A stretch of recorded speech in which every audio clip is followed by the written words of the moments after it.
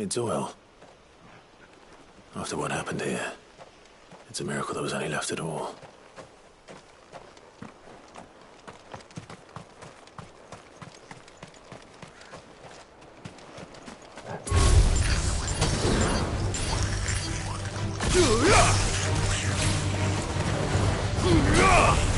Farewell.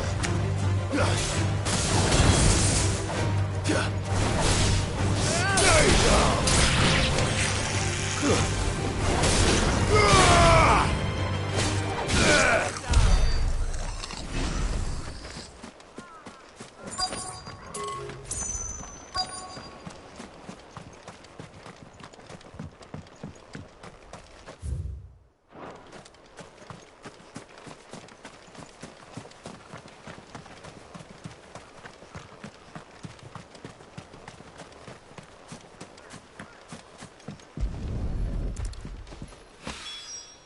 This should be enough.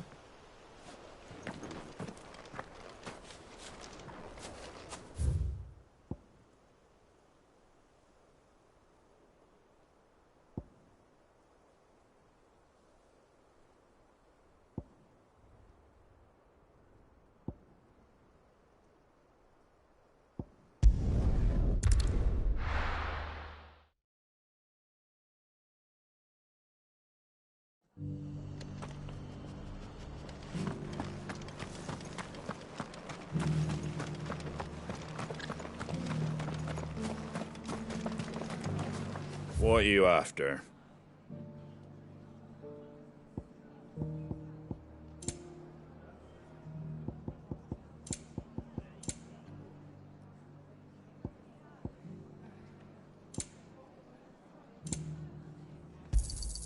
There you go.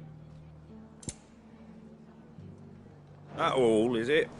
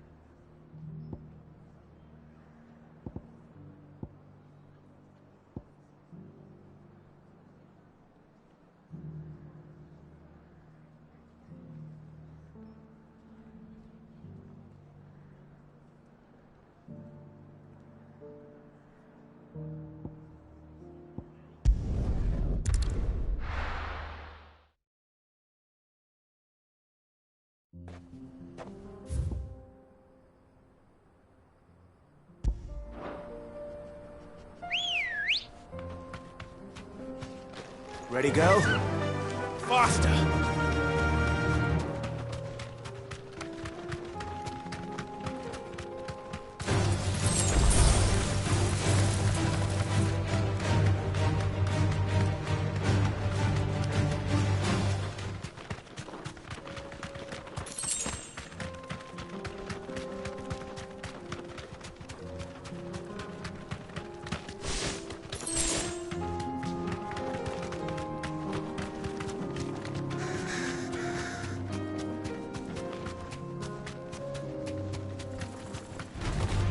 This won't be easy.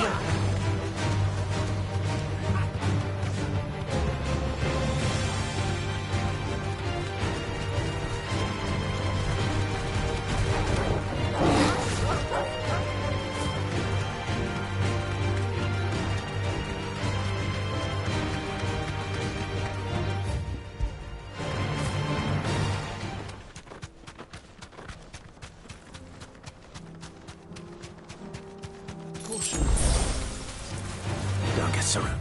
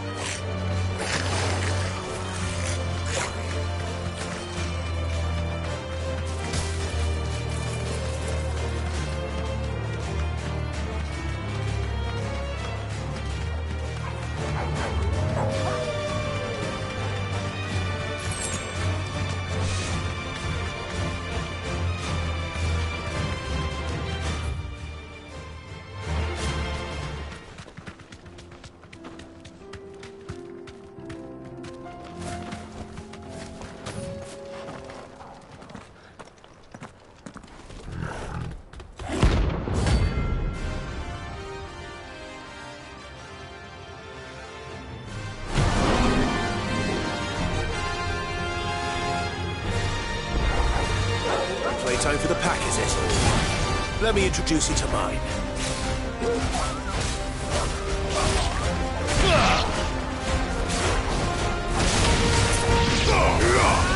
You're finished!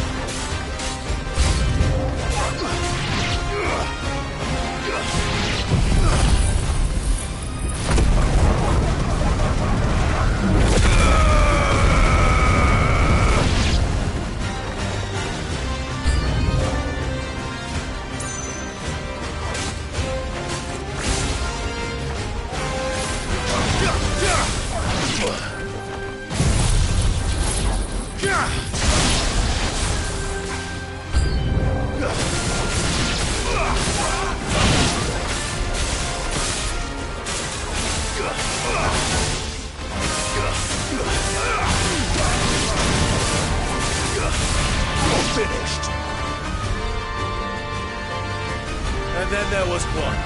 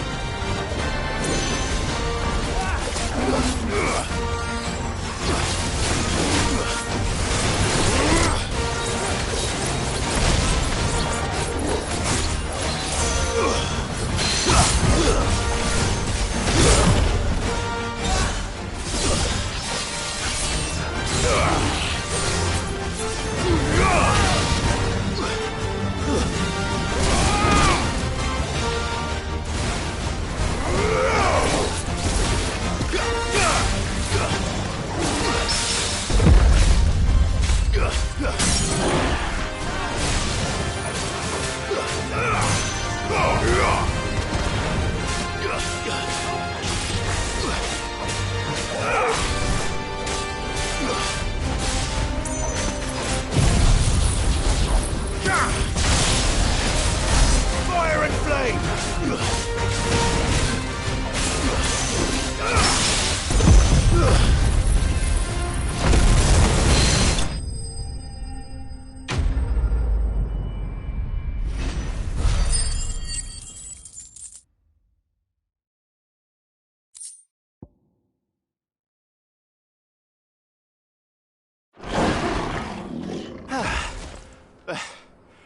That wasn't too bad, was it, Torgal?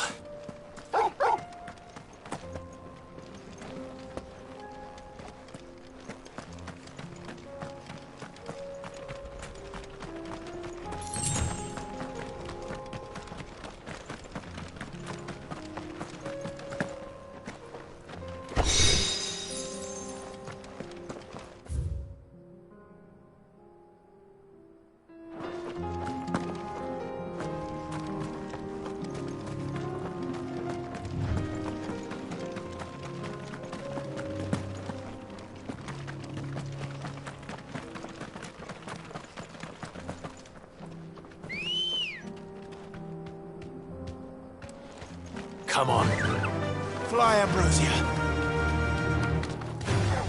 Time to fight.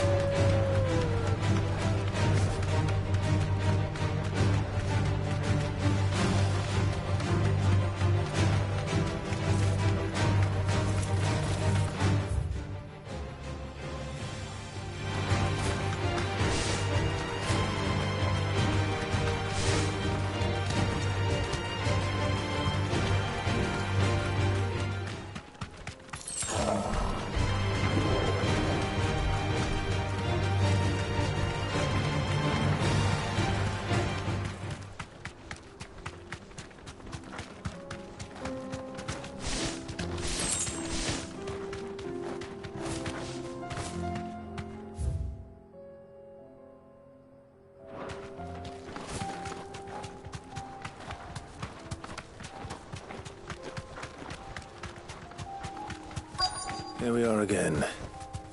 Carava. If you were a tortoise, Torgal. It looks like we found him.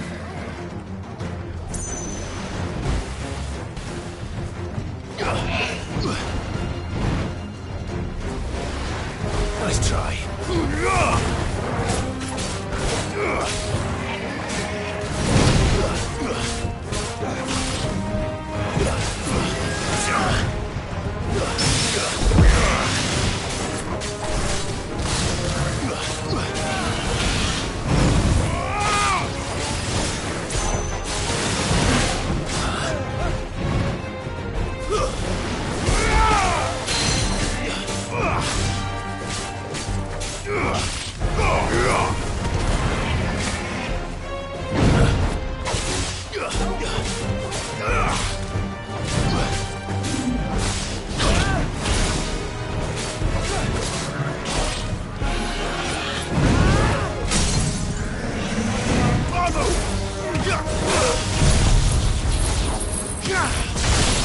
Let down the storm!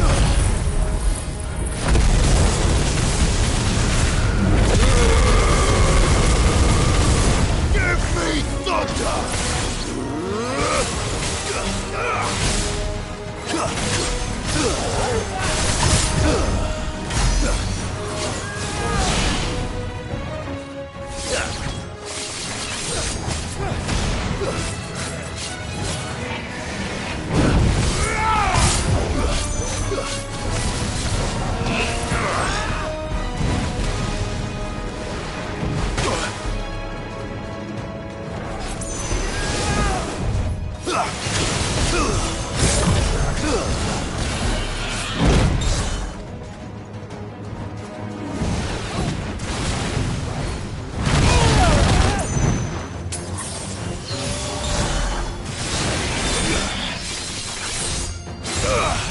You lose!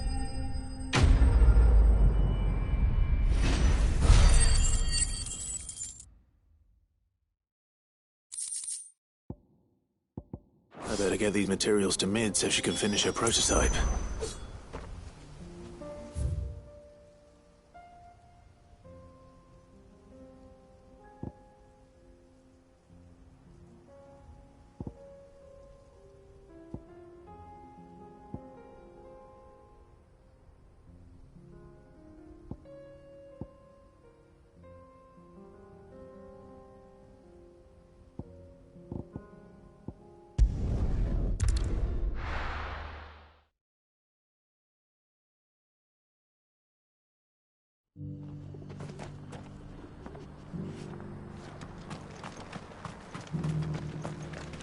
Here, take a look at my wares.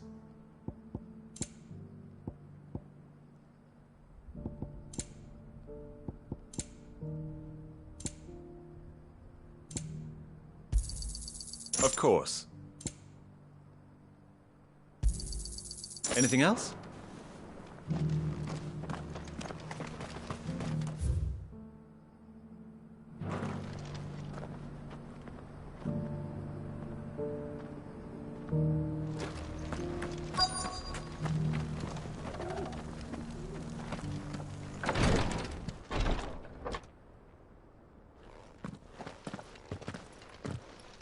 Your Grace, my lord, I trust your journey was not overly onerous. Cyril, you found a letter from Father? Yes, I have it here.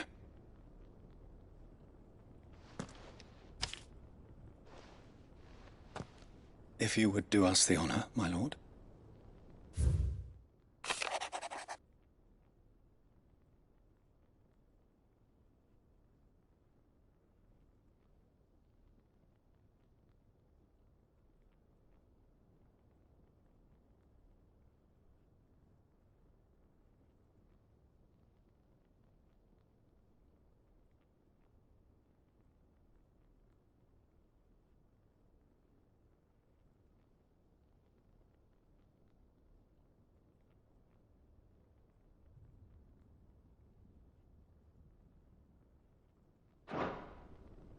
An inheritance.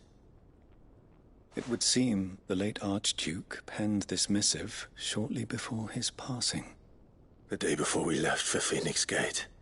What are these plans he spoke of? His plans for the duchy, Your Grace. Your father entrusted them to my predecessor, the former bearer of the Burning Quill. who entrusted them in turn to me. The complete emancipation of bearers is their stated aim. But your father's dream did not end there. His Grace also spoke of building hospices to care for those stricken by the curse, and the founding of a new university to further the development of non-magical technologies. With the blight spreading ever more widely across the twins, Archduke Elwyn saw this as the only means of securing Rosaria's survival. He wished to see men and bearers treated as equals. To see centuries of common wisdom overturned. Small wonder he did not think it achievable within his lifetime.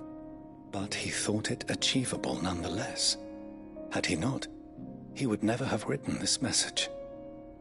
Nor would he have entrusted his vision to his most faithful aides, those who would have stood with you, shielded you from the machinations of the less benevolent personages at court. It's a pity only they are still with us. 'Tis true that those most loyal to your father were the first to suffer the Duchess's wrath. But one at least remains, and she has come bearing gifts. What do you mean? Mayhap it is better that she explain, my lord. After all, the duties entrusted to me by my predecessor extended only to recovering His Grace's will and arranging a meeting with the one who might execute it, or a part of it at least. And where is this woman? She awaits you in the archive, Your Grace. Thank you, Cyril. Shall we then?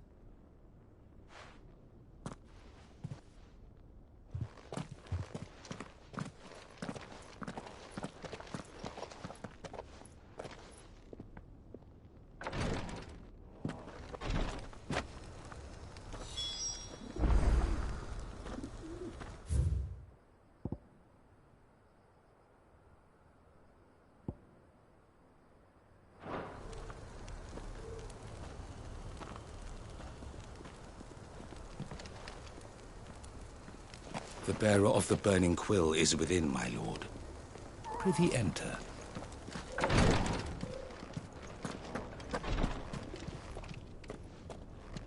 Lord Marquis, if you have a moment. What is it, Cyril? One of our brethren lately journeyed across the strait in order to pursue a new avenue of inquiry in our ongoing investigation. He sent an owl some while ago, but we have heard naught from him since.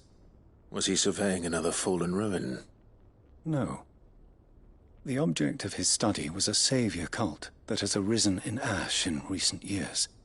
We believe it may have some connection to the Circle of Malleus, an ancient religion that worshipped Ultima as its god. By gaining an understanding of this new faith, we hoped to learn more of the Circle's original beliefs. And so you sent one of your brothers to Ash? A continent teeming with orcs and Akashic. Fully cognizant of the risks, yes. I entrusted the mission to one of the most able of our order, the third chair, a master of the arts of combat and survival both. Though he has been silent for some days now, I have thus far refrained from sending any others in search of him, lest they be lost in turn. Yet it seemed only right to inform you of the situation, given your unique experience of the perils of Ash.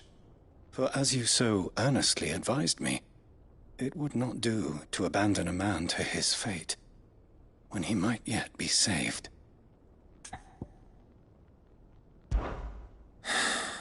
It would not. But Ash is a big place. Can you be any more specific? Perhaps. The last owl I received from him mentioned a village where he had heard the cult were wont to assemble. Mickleburg was its name. It lies in the southern reaches of Waloed. If aught ill befell him, I expect it did so there. Right. I'll see what I can do. You are much too kind, my lord. Go then, with my hopes, and may the Firebird's flame ever burn in your heart.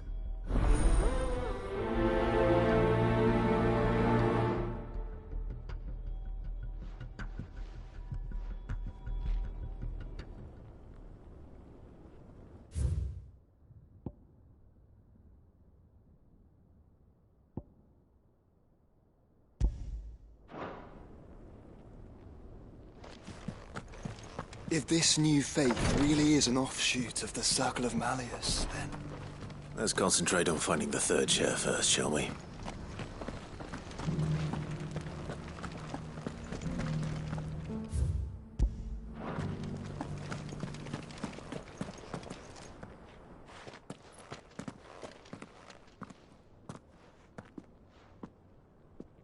My lord, your grace.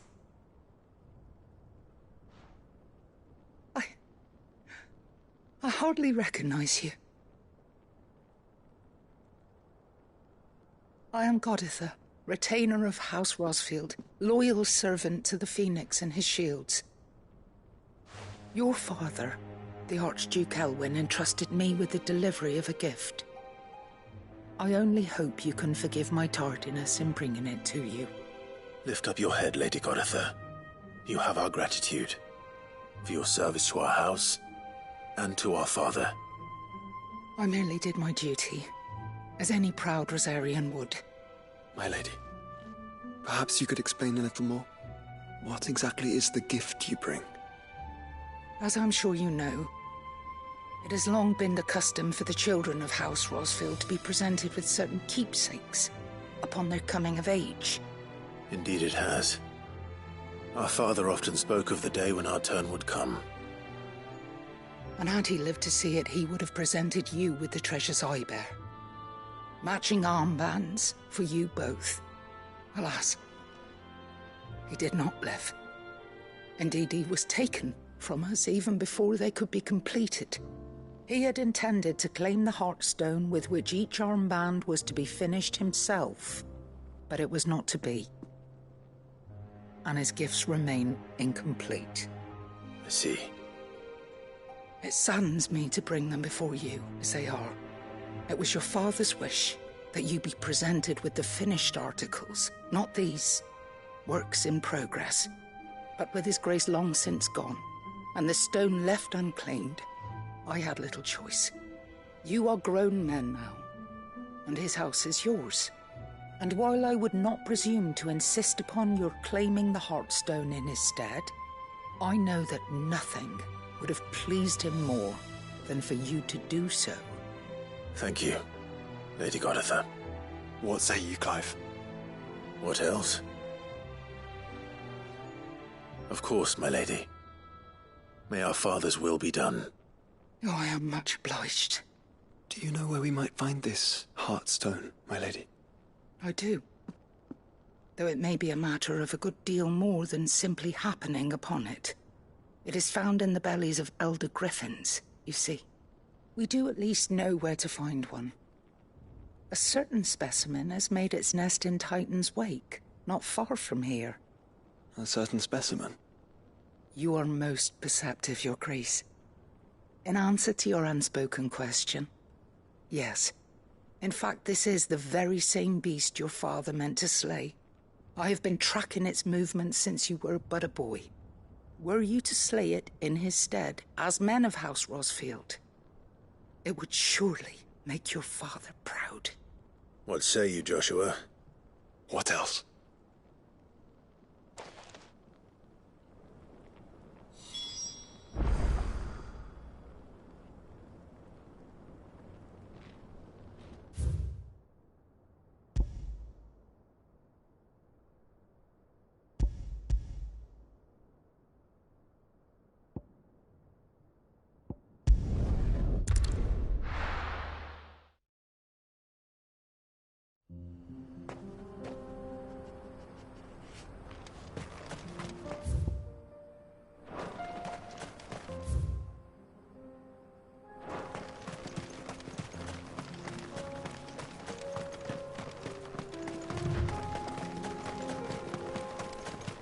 Eyes peeled, Joshua.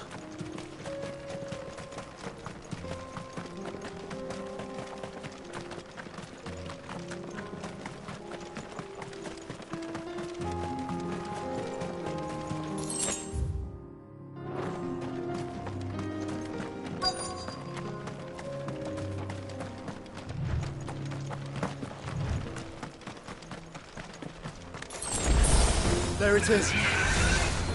For House Rosfield.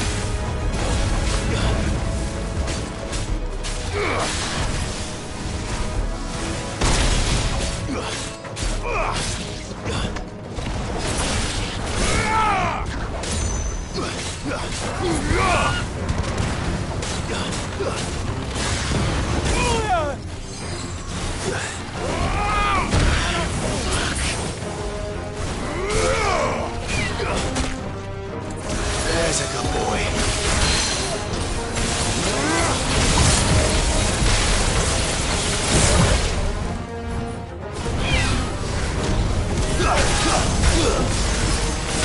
Come on, it's all ready.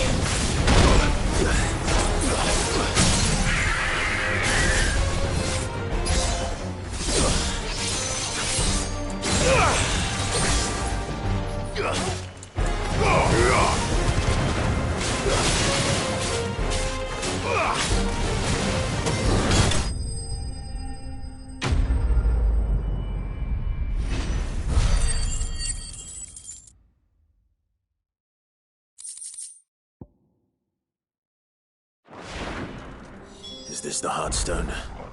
I expect Lady Goditha will know.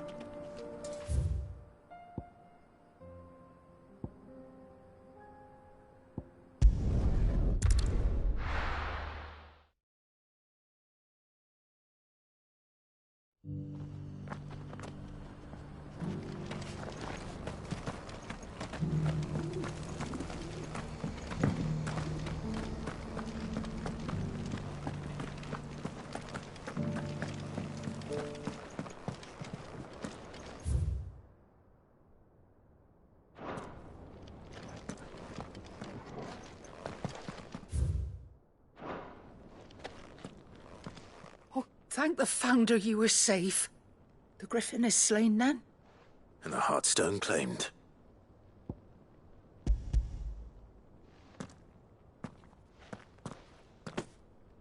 Yes. This radiant luster, like frozen flame, it is just as your father described it. Thank you, my lord. Your grace. Your father would be so proud. Lady Goditha, the lapidary is ready. Thank you, Cyril. I will be with him shortly. If you would excuse me, I shall have the stone cut and set forthwith.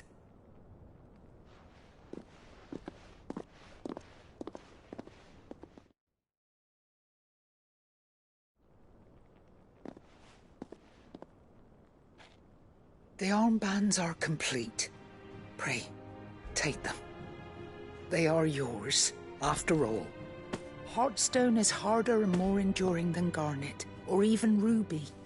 It symbolizes unwavering will and devotion. And the graven vines encircling the stone represent the unbreakable bonds between you. It's a message. Father knew we had enemies both inside and outside the duchy. Enemies who would thwart his vision. Only with unwavering devotion would it ever be realized. And only if we stood together, as Phoenix and Shield, as brothers in arms, only then might those enemies be overcome. Indeed. His Grace knew the enormity of the task he would entrust to you, his heirs. But this was more than just a message. It was a promise. That he would always be with you. Thank you, Lady Goditha, for remaining the steadfast custodian of our father's will. Forgive me, my lady, but there is something I don't quite understand. The Undying told me that after Father died, Mother claimed all of the ducal treasures for her own. Even if the armbands were incomplete, she would surely not have overlooked them. So, how were you able to keep them from her? Because I was the keeper of the vault. Though I was but a lowly servant, your father spoke to me of his intentions for the bands, of the deep love he had for both of you, and his hopes for your future.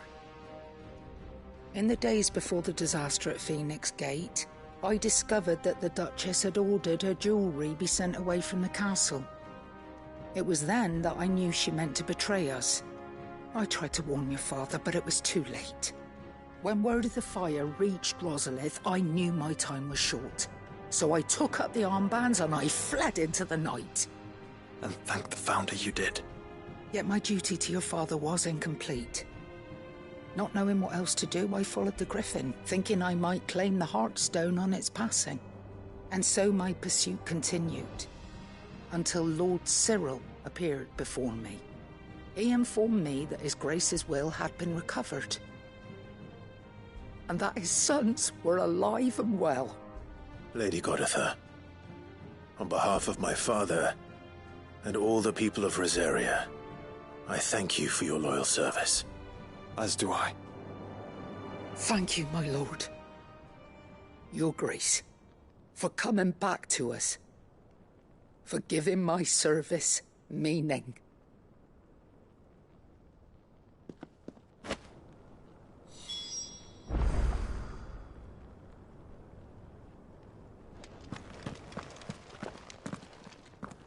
The bands suit you well. It must be gratifying to finally receive the inheritance that was denied you for so long. It is. And we thank you for the part you played, Cyril. If you would permit me to play my part a little longer, might I suggest that you make your way to your father's memorial atop Hawk's Cry Cliff? Let him see that you have received his blessing, and that his vision lives on in you. I suppose it would be churlish not to. What do you say, Clive? Shall we pay Father a visit? I think we should. I was hoping to be able to offer him my thanks before we left for Origin. Your father's helm is enshrined there. It has been since the day we recovered it from Phoenix Gate. I prithee claim it, for it too is a part of your inheritance, and I do not doubt that your father would prefer it in your hands than perched upon some lonely rock. Thank you, Cyril.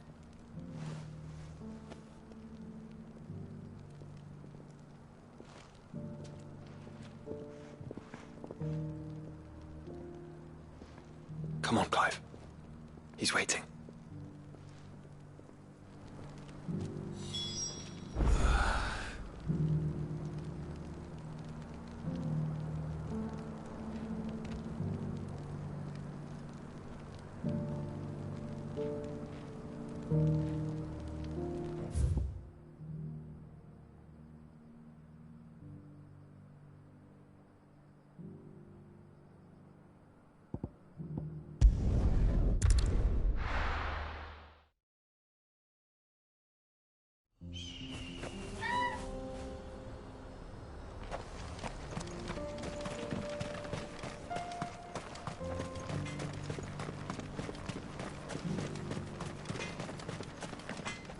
Good day.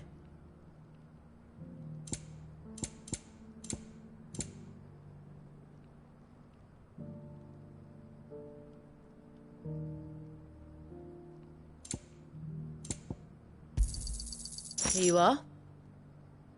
May we meet again.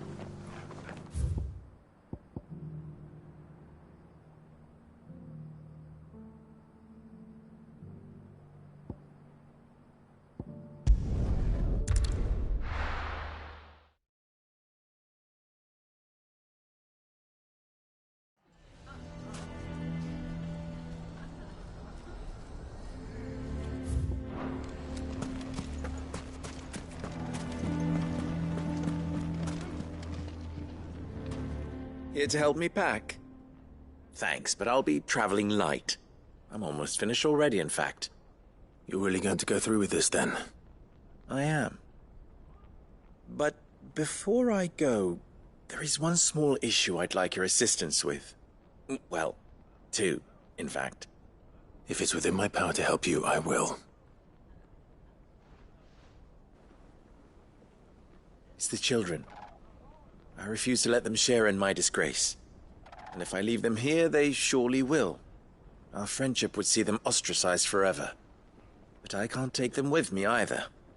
I can think of only one place where they are certain to be safe and provided for and loved. The Hideaway. Of course. The children would be more than welcome. Thank you, Clive. I will not forget this. Lubor, are you still here? What is it, Ferda? You look pale. There's been a flood in the Velcroy, a damn big one. The League of Outlaws encampment was completely submerged in ether. What? Every last one of the bastards has turned. And they're headed this way. Bandits are one thing, but Akashic bandits are quite another. The town guard won't stand a chance against them. We need to evacuate. There's no time to lose. Ferda, gather the men. The Akashic may strike at any moment. We must make ready to cover the townspeople's escape. Well, what are you waiting for? Yes, my lord. Clive, change of plan. The children stay with me for now.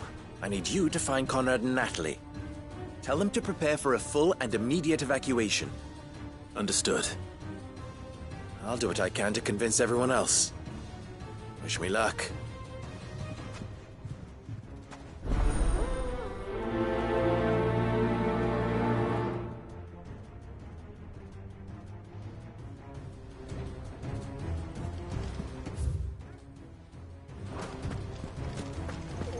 You have to listen to me. They're coming. You need to evacuate. Why do they always have to make such a fuss?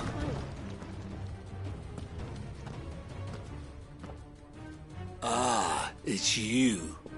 What do you want, Lord Underhill? To pass on an important message. There's been an ether flood out in the Velcroy. The camp where the so-called League of Outlaws were gathering has been swallowed. They're no longer just bandits. They're Akashic now, and they could be here at any moment. You need to begin preparing for a full-scale evacuation right away. Oh, do we? And who was it who gave you this disturbing news, might I ask? Lubor, perhaps? The man spreading the same poison out in the squares. You may believe his lies, my lord, but we know better. But why would he lie about something like this? Some twisted attempt at revenge, perhaps. If he had not been unmasked, he may well have been elected our leader. A great honor for one of his kind. One he might well feel aggrieved at having been denied.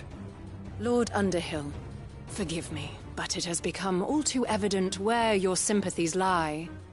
Lubor cannot be trusted, and neither, therefore, can you. You may not trust me, but for the sake of your people, ask yourselves if there is any chance that this is true. There isn't. You can be certain of that. Now be off with you. You're making a mistake. Come, Clive. If our words will not move them, then we must find another way to help save the town. You're right. Let's speak to Lord Ferda.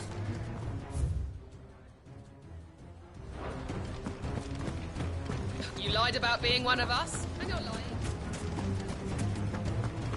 I think we'd better shut up. What's Lubor raving about now?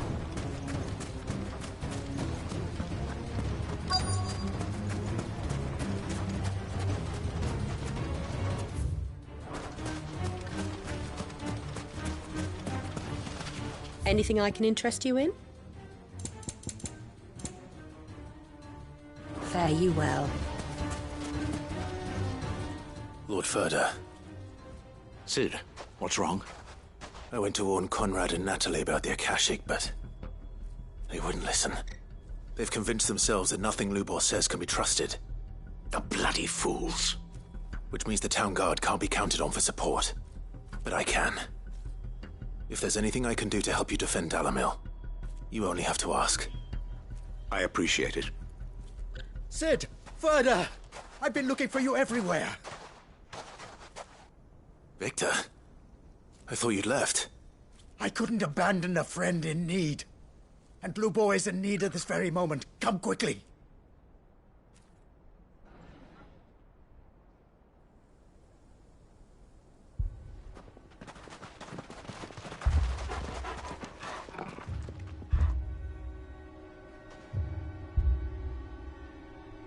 You have to believe me! The Akashic are coming! They don't eat, they don't sleep, they don't tire, and they don't care who they kill. They're unlike anything that's come before. There won't be no parley, no mercy granted! We may have saved the town once, but this is different. I do not ask that you forgive me, but please believe me. If you do not run, you will die. You will all fucking die!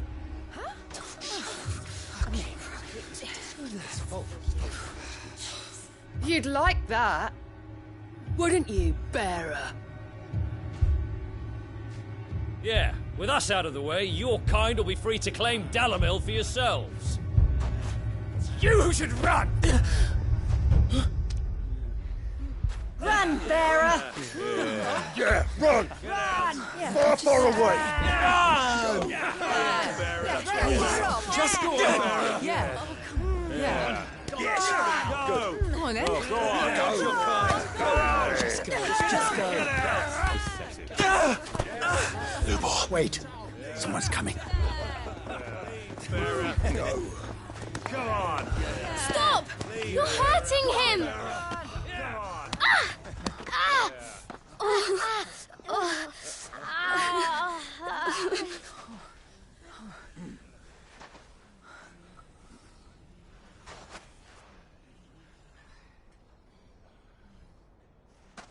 What did Lubor ever do to you? He solves all your stupid problems, and he keeps all of you safe.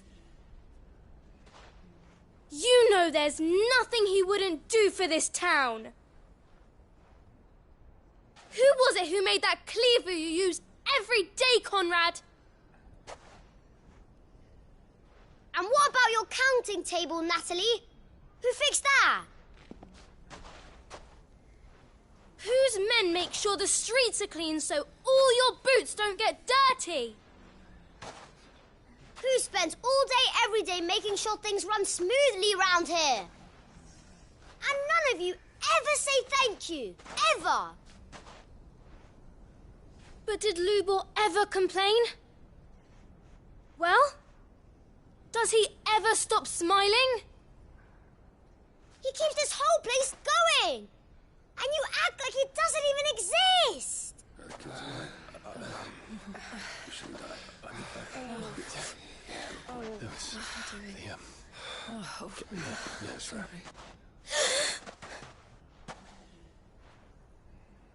Lubor, we've heard enough.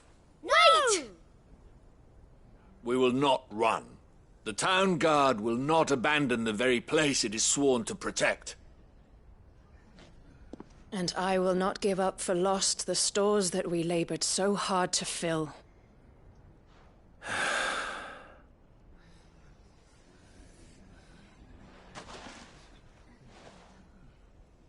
So tell us, How do you propose we deal with these Akashic of yours?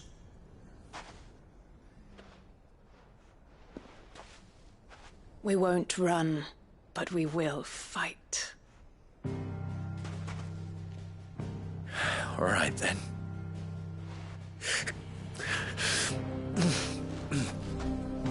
Fine.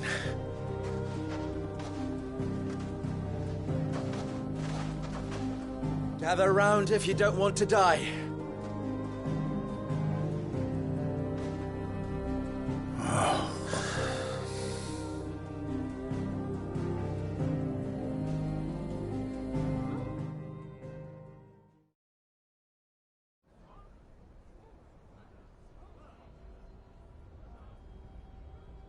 Allow me to explain the situation. The ether flood occurred near the village of Cheratina, deep in the Velcroy. The place had been abandoned for years, until the League of Outlaws decided to make it their base of operations. Now they're all turned, and if the scouts' reports are correct, heading in this direction. They are mindless monsters, driven only by hate and rage, and they are utterly unpredictable. With the bandits, we at least knew how and where they were likely to attack. When these creatures come, Dalamil will have the bitterest fight it has ever faced on its hands. The town guard will muster at the north gate. The rest of us will take the south.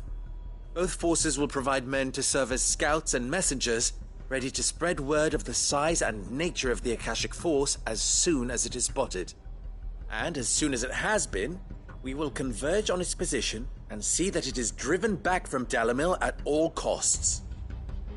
Conrad, can I count on the support of the town guard? Always. I leave the selection and coordination of the messengers in your hands, Victor. And the command of our men in yours, Ferda. If you would both be so kind. Consider it done.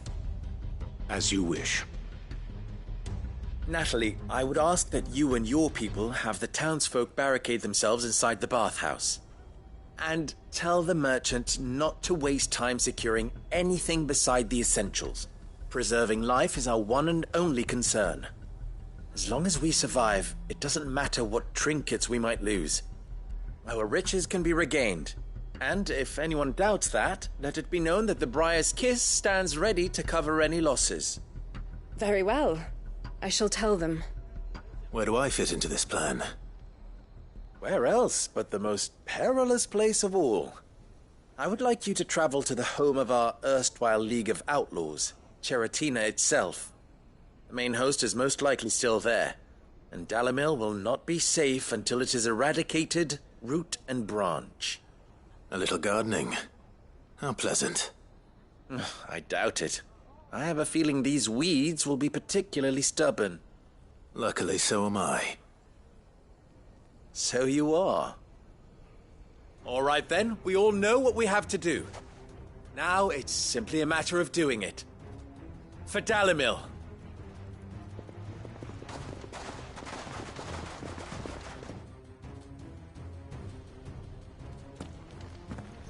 Looks like everyone's ready. I'd better not keep them waiting.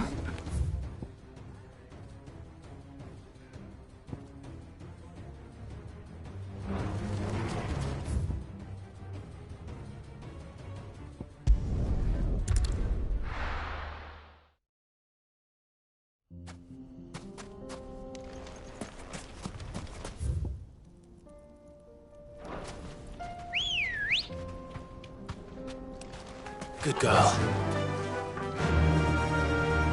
Yeah! There it is. The flood. But what's waiting for us inside?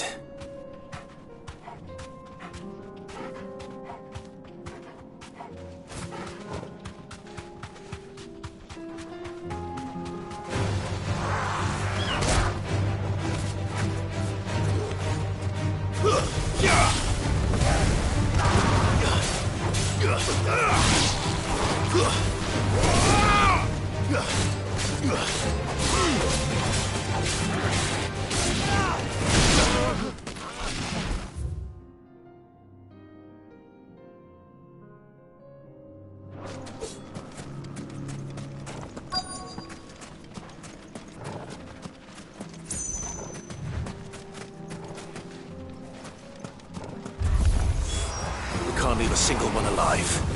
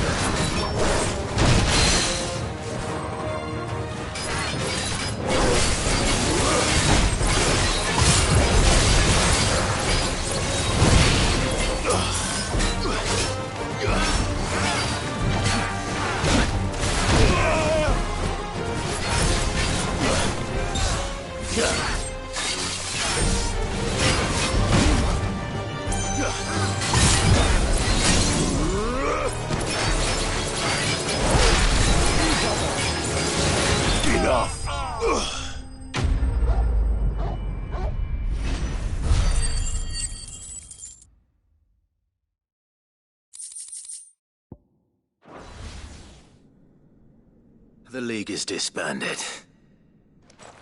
I should get back to Dalimil and see how the others fared.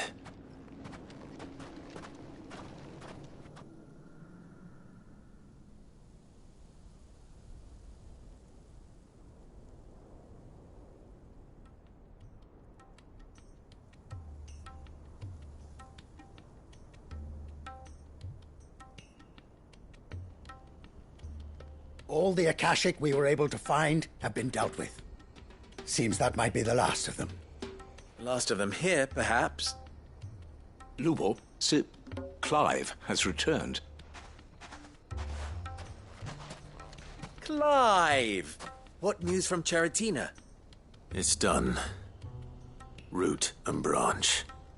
I knew you wouldn't let me down. Thank you, my lord. Friends, the Horde has been driven back. The Akashic have been defeated. And we need not fear the arrival of any more, thanks to Clive. Victory is ours. We bloody did it! We saved Dalimil. Lubor, allow me to apologize. After all you have done for this town, we should never have doubted you. But we did. And for that we are truly sorry.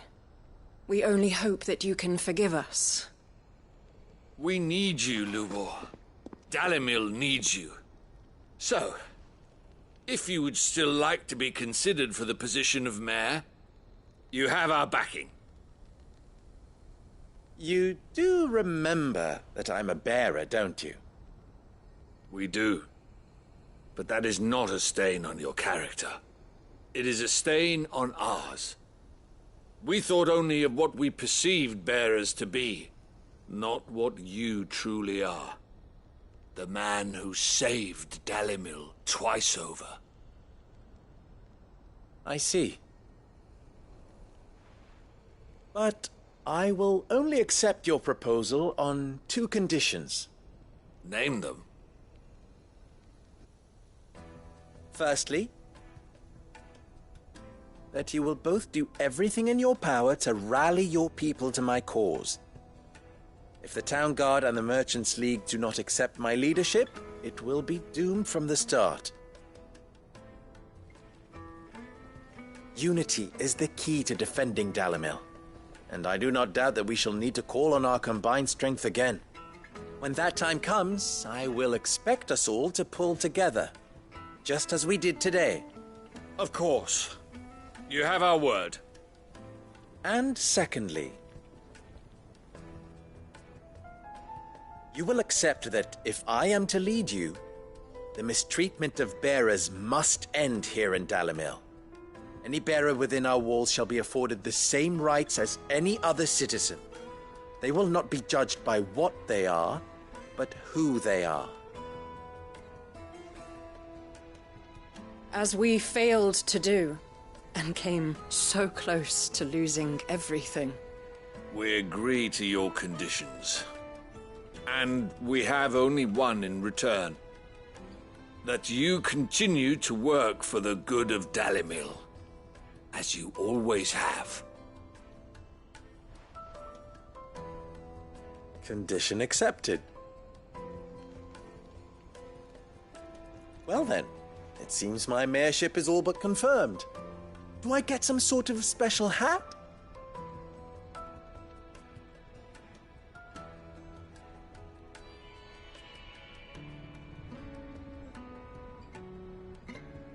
How fickle fate can be.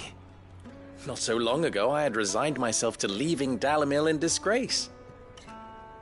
And now, I find myself her leader. Here.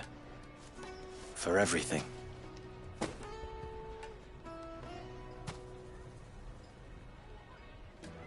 Lubor. About the children. Fear not. You are, of course, relieved of your responsibility. I would sooner face another horde of Akashic than see them brought up as outlaws. I'll make sure they're safe here. I don't doubt that you will. And not just the children, but everyone in Dalimil. I'll do my best. Can't have all your hard work going to waste.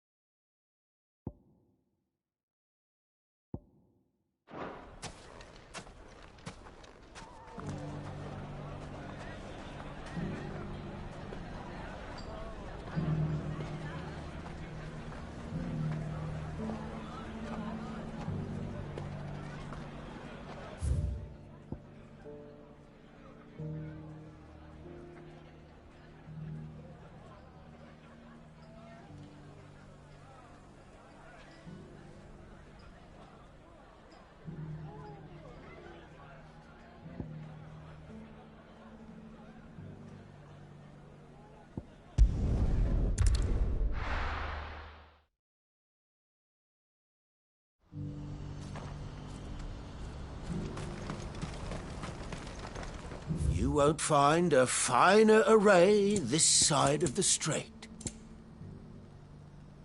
May Gilbert smile upon you. Do you see that too?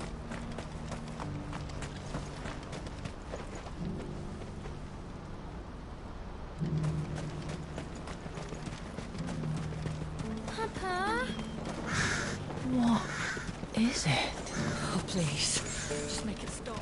I'm scared.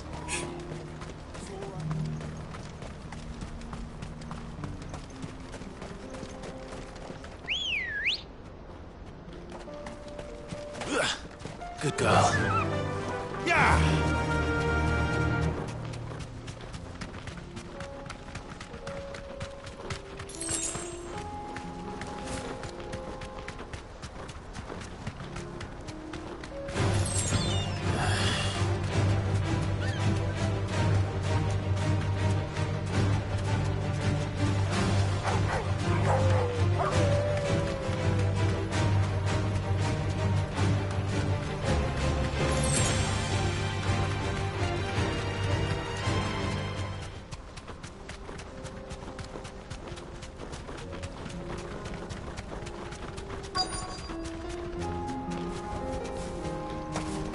It can't be Rutherford, can it?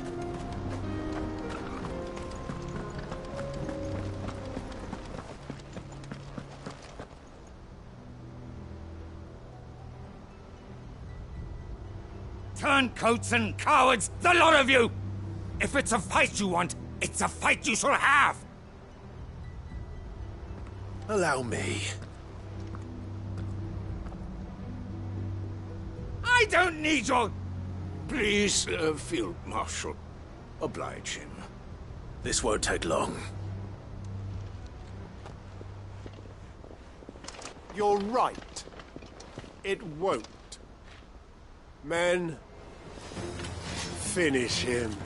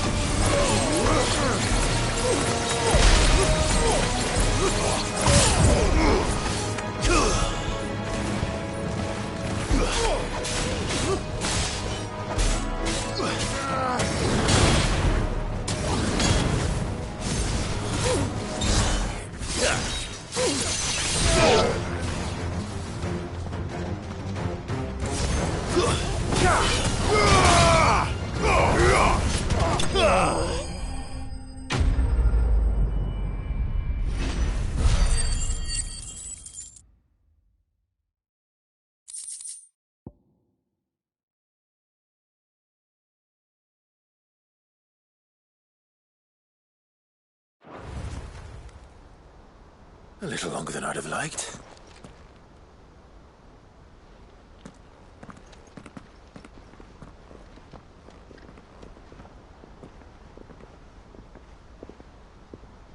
Field Marshal Havel, I presume. Are either of you injured?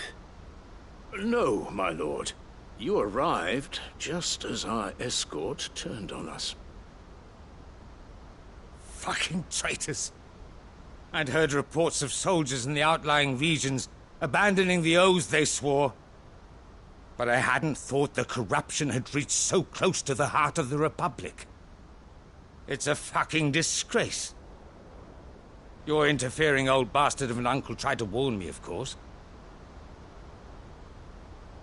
My lord Marquis. Or is Sid the Outlaw more to your liking? Call me what you want. It doesn't change who I am, or the urgency of the message I bring. My uncle has a plan to right the realm, and he needs your help to see it through. Before I agree to anything, I'd have you answer one question. What do you stand to gain from all this? I won't deny that I might benefit from further chaos. But I seek a new beginning for all of us. And while the choices I've made may not always have been the right ones, I know I made them for the right reasons. For so long, so many of us have been told how we could live, how we could die, when it should have been our decision all along. Now we have a chance to put things right. But in order to take it, we must stand together, even if it be beside those with whom we don't see eye to eye.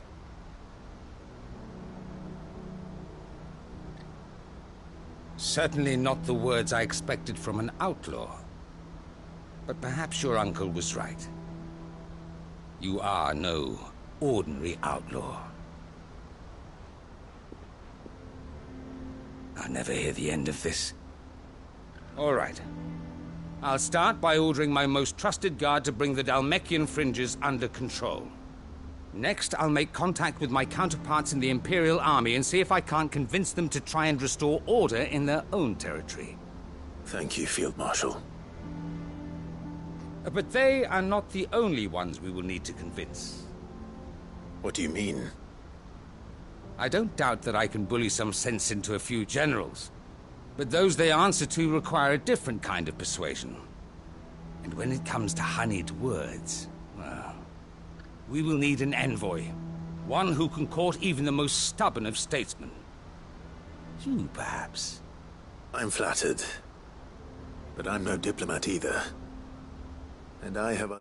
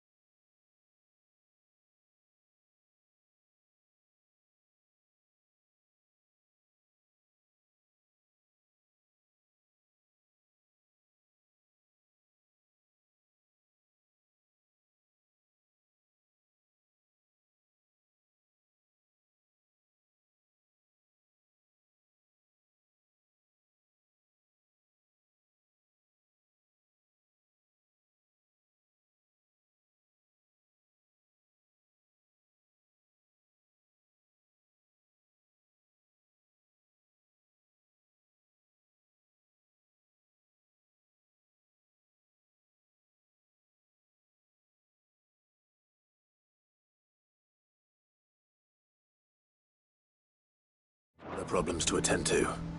What we need is a skilled arbitrator. And I may know just the person. Is that so? And would he happen to be an outlaw too? Of a different kind, perhaps. Well, beggars can't be choosers. I suppose we'll all have to find a little of the outlaw in ourselves if we're to make it through this. Very well. Send your man to me right away. I shall.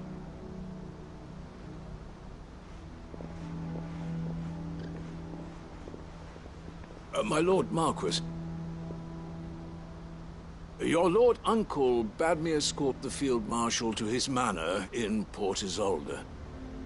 And I will see that my associate joins you there. Very good, my lord.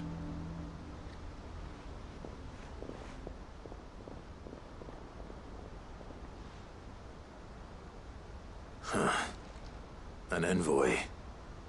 I'm not sure I'm the man to talk anyone round.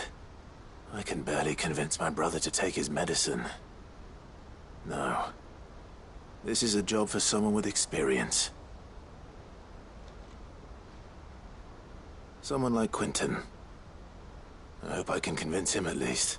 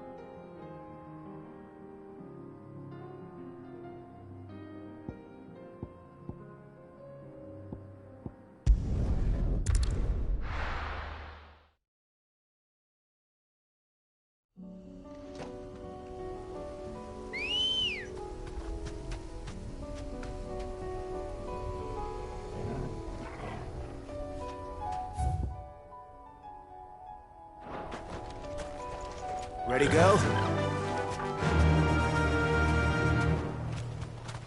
Unwavering will and an unbreakable bond.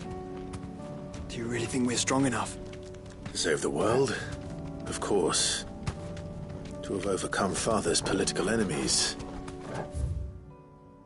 Of that I'm less certain. Especially knowing what we know now. What Mother was truly capable of. But perhaps these bands would have helped. Knowing he was with us would have made all the difference.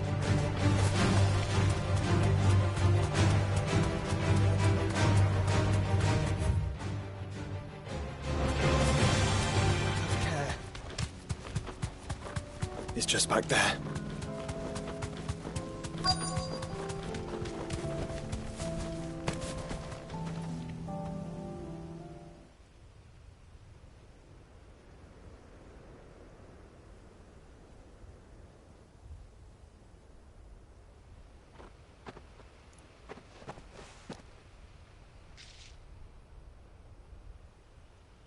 Father always fought for what he believed was right.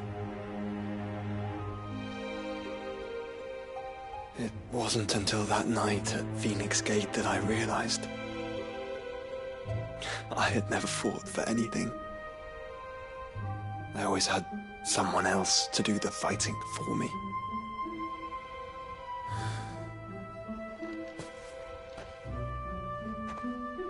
No matter how fate conspired against him, he never lost heart, never looked back, never stopped fighting. To me, he was the greatest of men. And I've been trying to live up to his ideals ever since.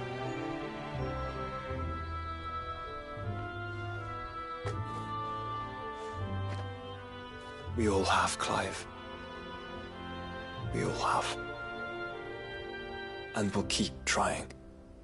Because that's what he would have wanted.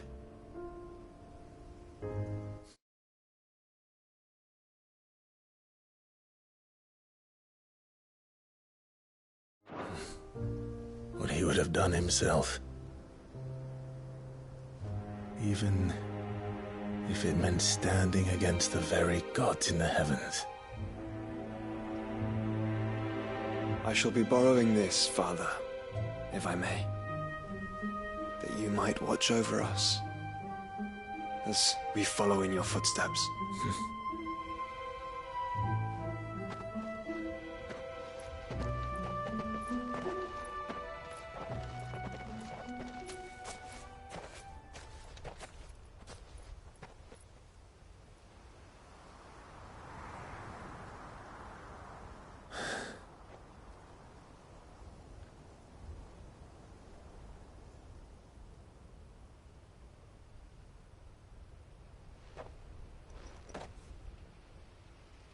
We won't lay you down.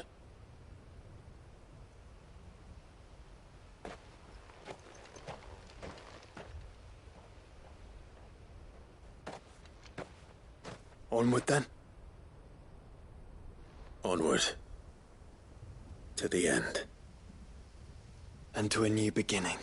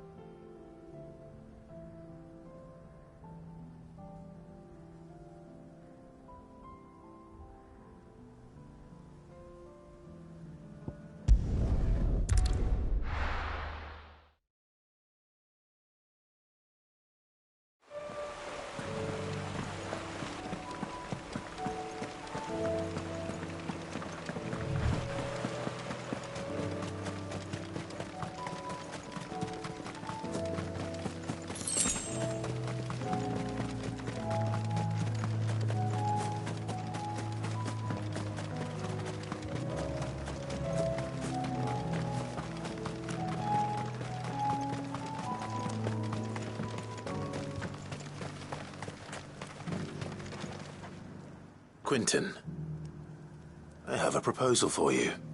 Do you now? Something tells me you'll be asking more of me than a cask of Gotand gold. Go on, then. Propose.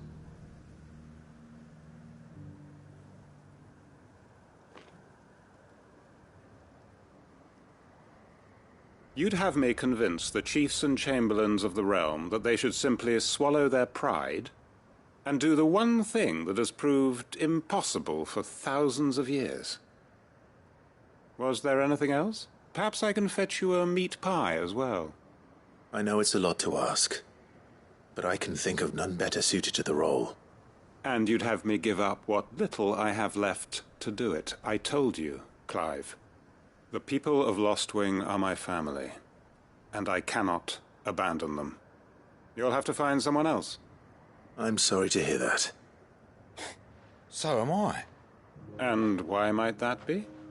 What he's asking. How's it any different to what you've done so far? They want you to speak for those who can't speak for themselves. That's what you do best. If it's the vineyard you're worried about, we'll see that the grapes are picked and the tons filled. You know we will. It's not that. Then what is it? You said yourself we're family. Don't you trust us? You know that's not what I'm... Then what are you saying?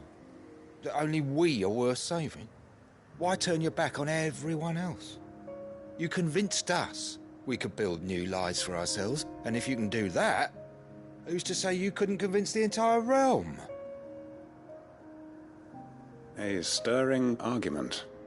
I fear that any rejoinder I make might fall somewhat flat by comparison. So you'll join us?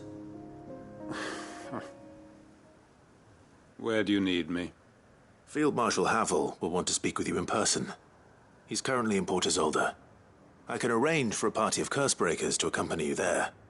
That would be very much appreciated. I hear the roads are far from safe these days. Hopefully not for long. My uncle will want to know that his plan is taking shape.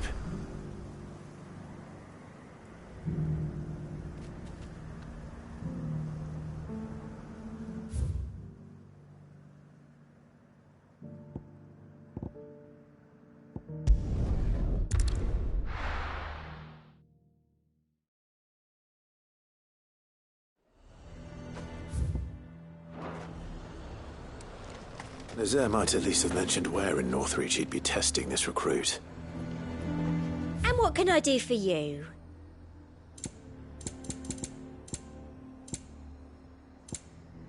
And a fine, fine day to you.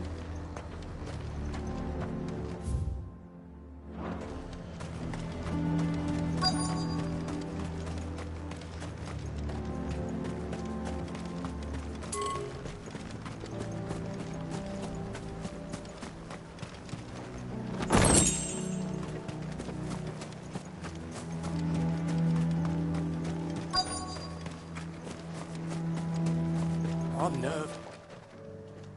Well met, Sid. This is the initiate. Ember, present yourself. At your service, Master. Please, just Sid. There are no masters here. Your life is your own.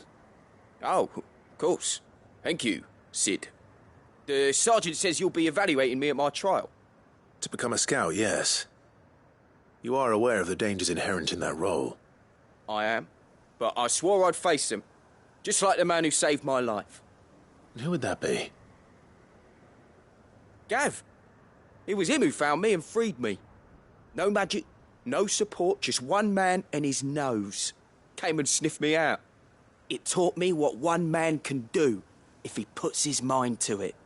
And I've been training ever since, so that one day I can be someone's saviour, just like Gav was mine. I'm sure he'd be flattered. You clearly have good intentions, Ember.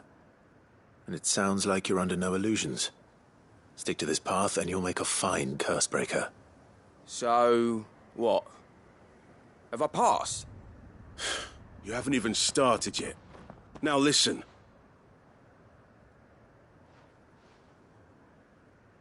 Not far from here is an Imperial lookout. Eastwatch. The guards there record all their sightings in a logbook. You are to find it and bring it here. And bring it here, right. Anything else? No. Sneaking into a heavily guarded Imperial outpost and stealing the logbook would be quite sufficient. You'll need to assess the situation, determine a point of entry, create a distraction and effect an escape, all without being discovered and thrown into an Imperial oubliette. Ember, Gav isn't our best scout because he can do everything. It's essential that you know your limits.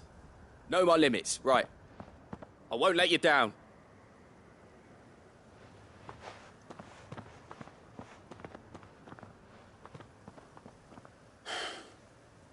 It shouldn't be as dangerous as I made out.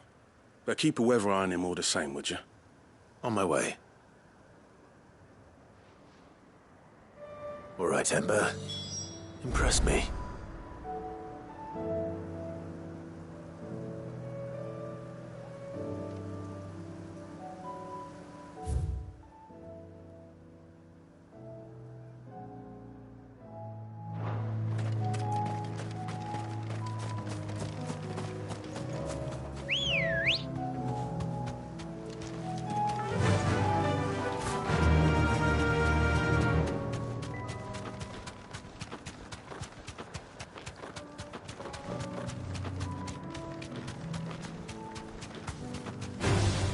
Time to fight.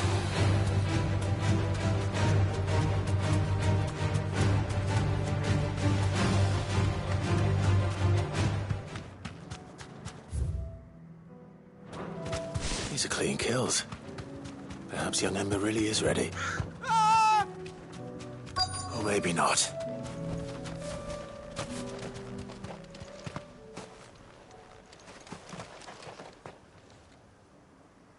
Damn it. Ember, draw your sword! I can't! Then run! If you want him, you'll have to go through me.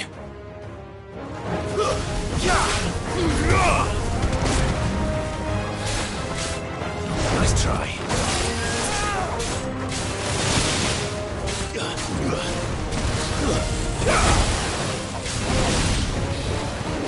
Too slow.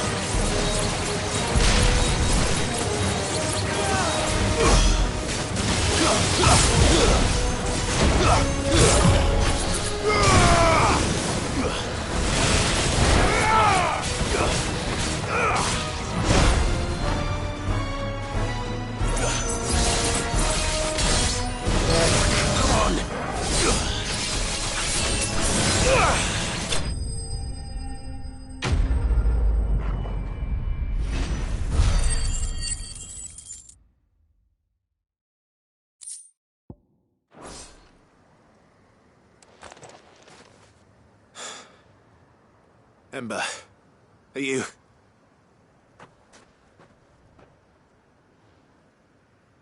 Gone. Of course. Scouts really are a rare breed. Back to Northreach it is then.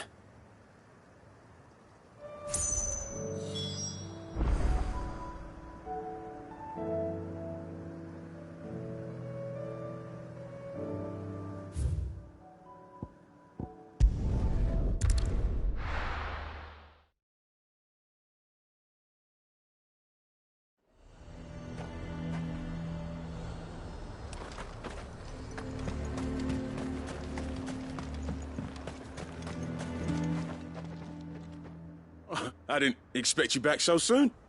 Where is Ember? How did he fare? I thought I'd find him with you. He must have fled. I followed him to Eastwatch, where I found him being set upon by a wild Avis. He was just standing there. Didn't even draw his sword.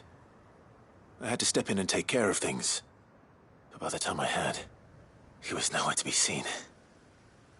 I assumed he'd set off in your direction, but apparently not. Oh, I'm sorry, Sid. I knew the boy had a nervous streak, but he seemed like... The right man for the job?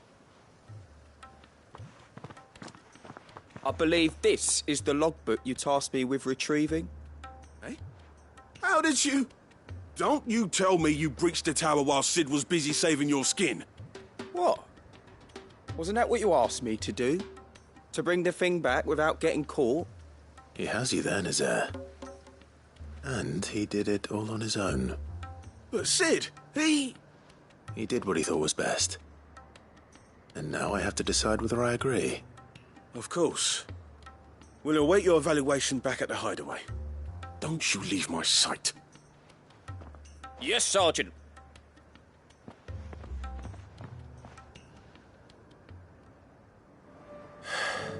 This won't be an easy decision.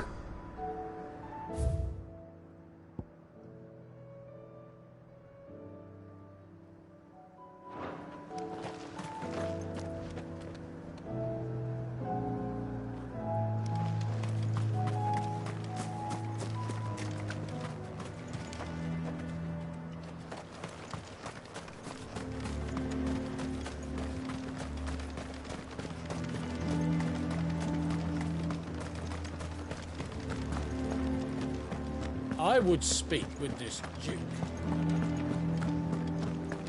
Saw the captain just now. Your town needs you.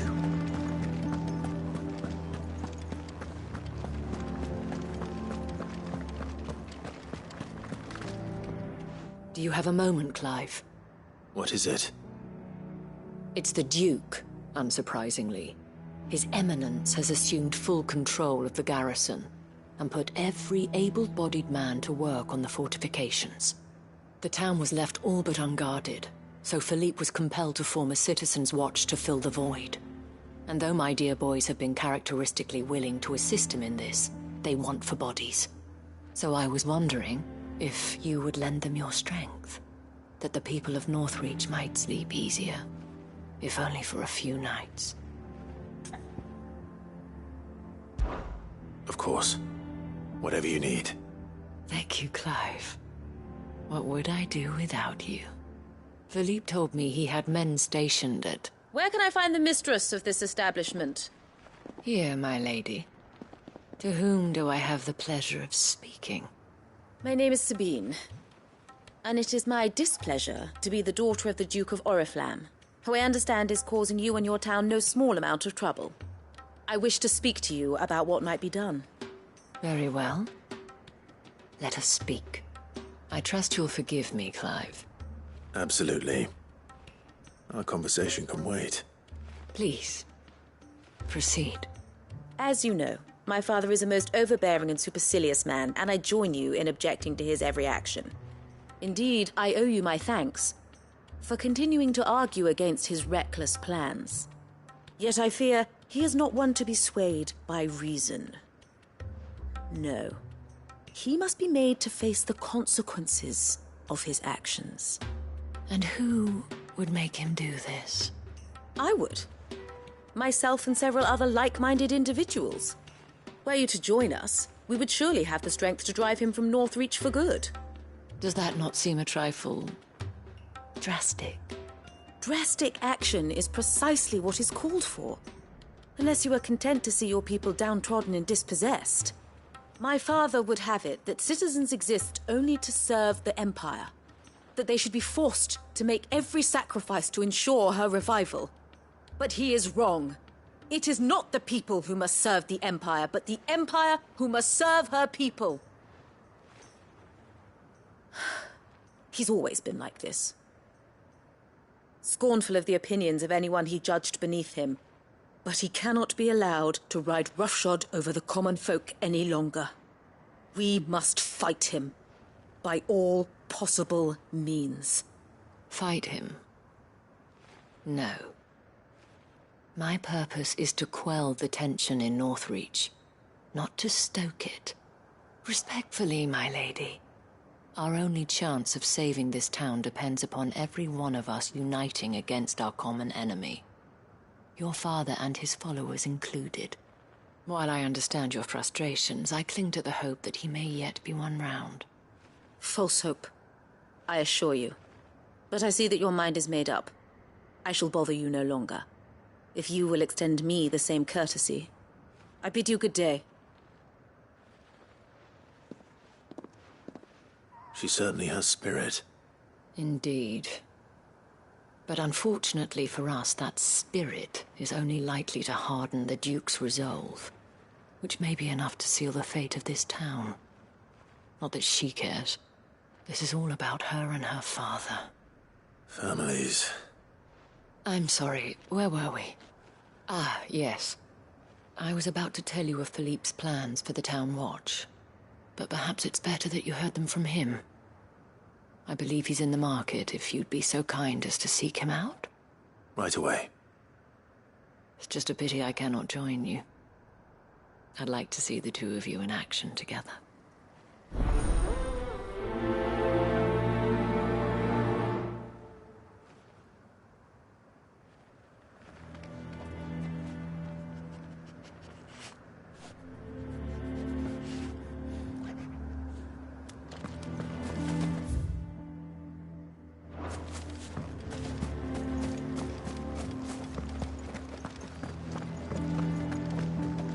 Your town needs you.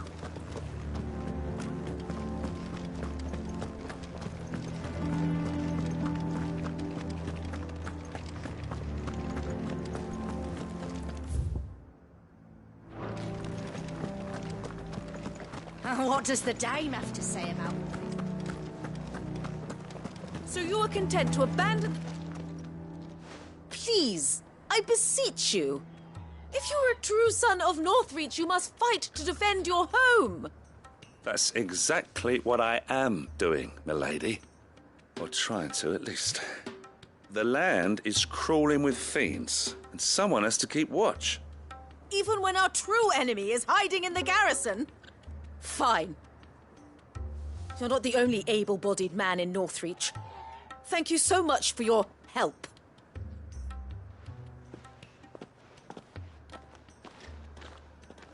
She cornered you too, then? Could hardly get a word in edgeways. Like father, like daughter, eh? She made an uninvited appearance at the Vale earlier, hoping to convince the Dame to join her in fomenting rebellion. I bet that went well. Her ladyship seems to have a way with people. Anyway, what brings you here? Our mutual friend thought you might welcome some help. Oh, she did she? Right as always. In fact, you're just the man. We've had some reports, you see. Sightings of, you know what. They're back. Seems that way. All over, too. We haven't been able to confirm anything yet, but if you're willing, you could go and see what's what. Right. Where should I look? You know Grieger's Weep? One of the sightings places them somewhere on its shores. I'm on my way. Thank you, Clive. I'll look into one of the other sightings. Let's rendezvous back here later.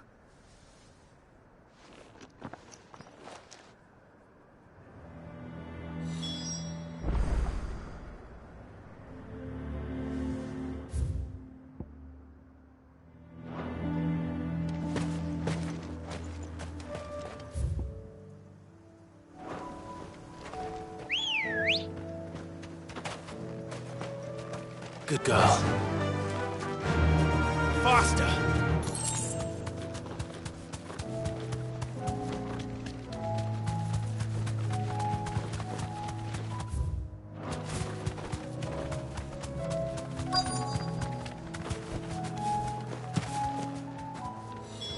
Damn it. The reports were true. I need to stop them before they get to the town.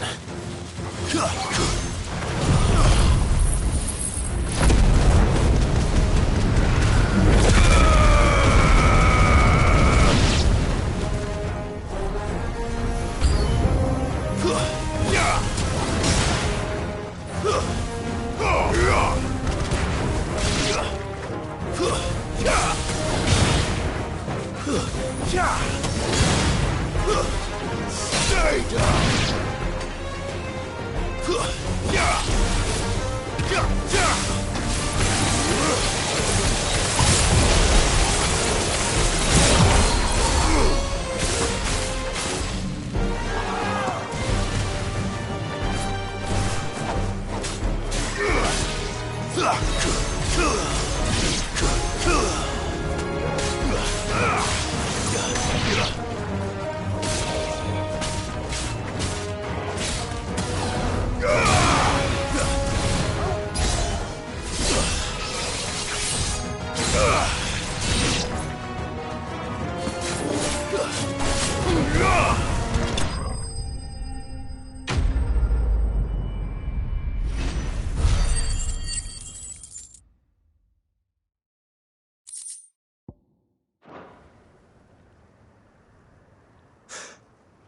Call that a test, Ultima? Clive, it's me. Are you all right? I am. But it seems the reports were true. The thralls have returned. I dispatched the few that I found, though. Well, that's something, I suppose. But what were they doing south of town? They all came from the north last time. We might be able to fend off an attack from one side or the other, but from both? Do you have eyes in the north? Some. I should probably go and have a look, though, just to be sure. You head back to Northreach. I want you there just in case war breaks out while I'm away. What do you mean? Her ladyship's been busy working her magic on the townspeople, stirring up ill feeling towards her father. She'll have her marching on the barracks if we're not careful. What? This is exactly what the Dane was afraid of. I'll do what I can to calm things down. Be careful out there, all right? Don't worry, I'm not like you. One sniff of those things and I'm running back to town screaming blue murder.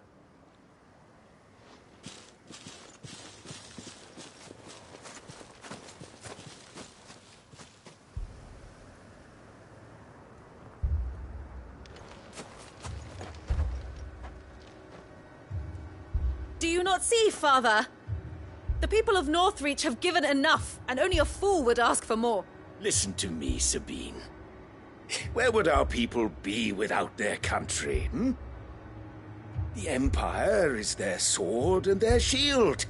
It is she that ensures they can live without fear.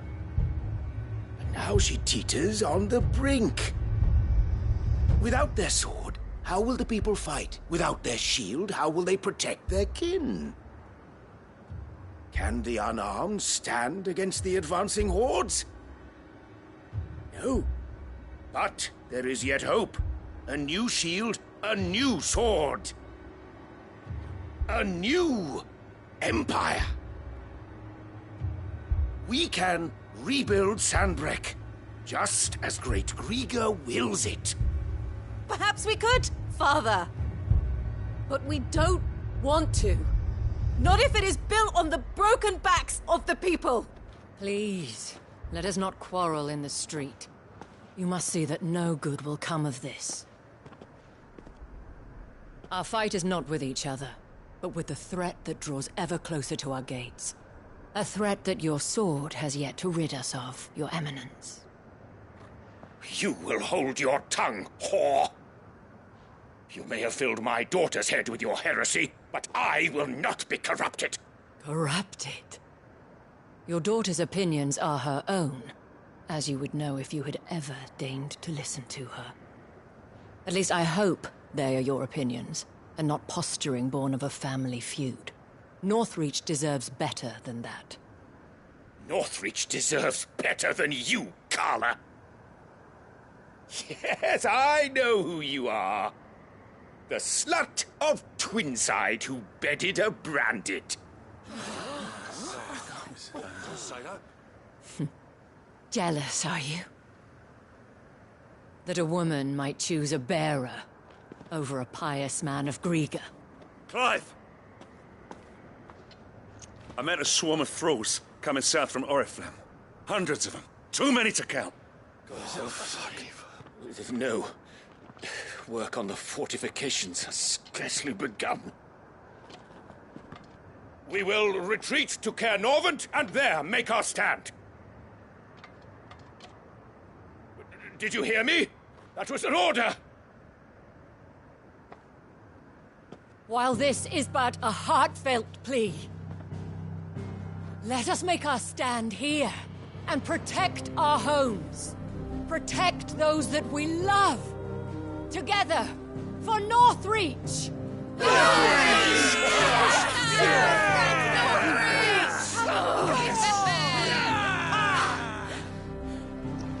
You heard the dame.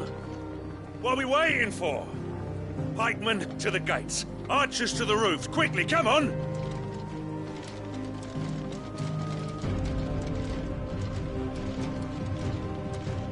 But she is but a common... whore, yes. And we'd follow her to the gates of hell.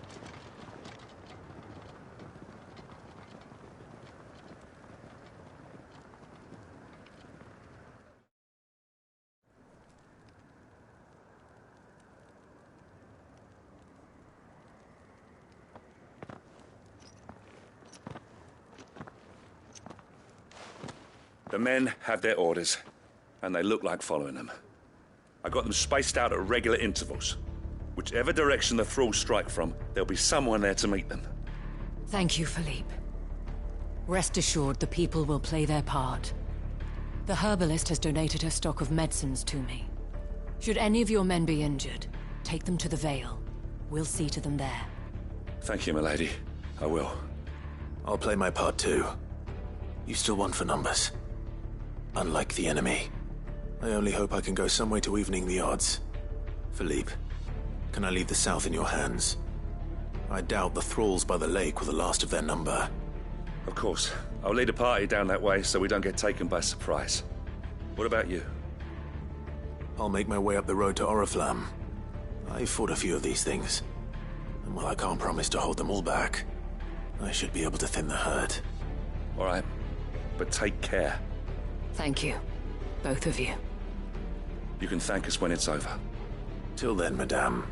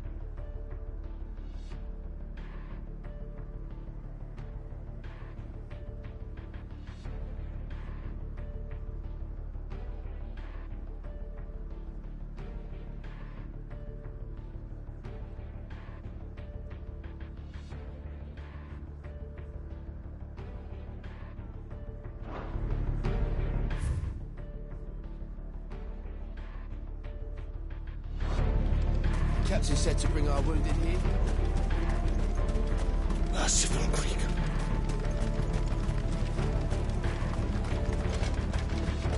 I want steel in the hands of every man.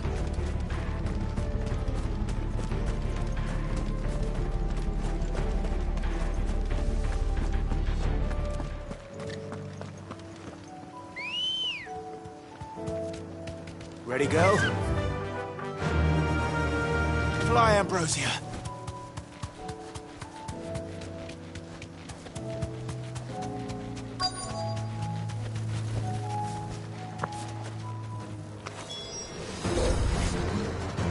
There are so many of them. Not for long.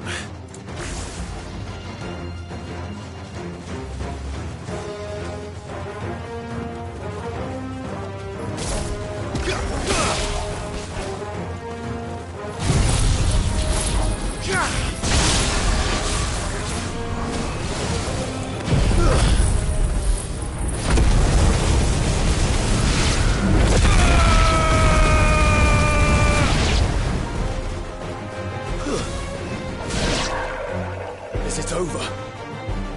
No. It's only just begun.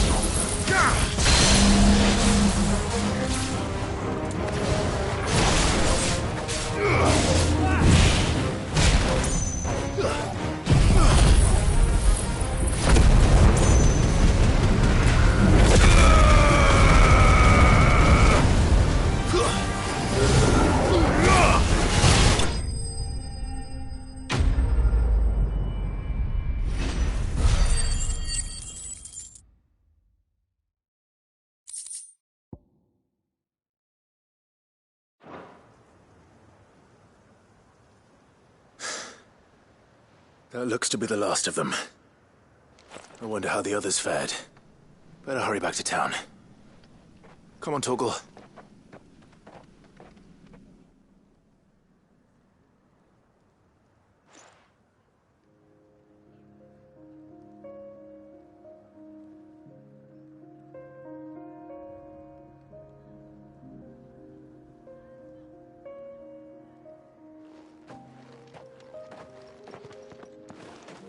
Clive, it's good to see you. And you. The road to Oriflamme is clear.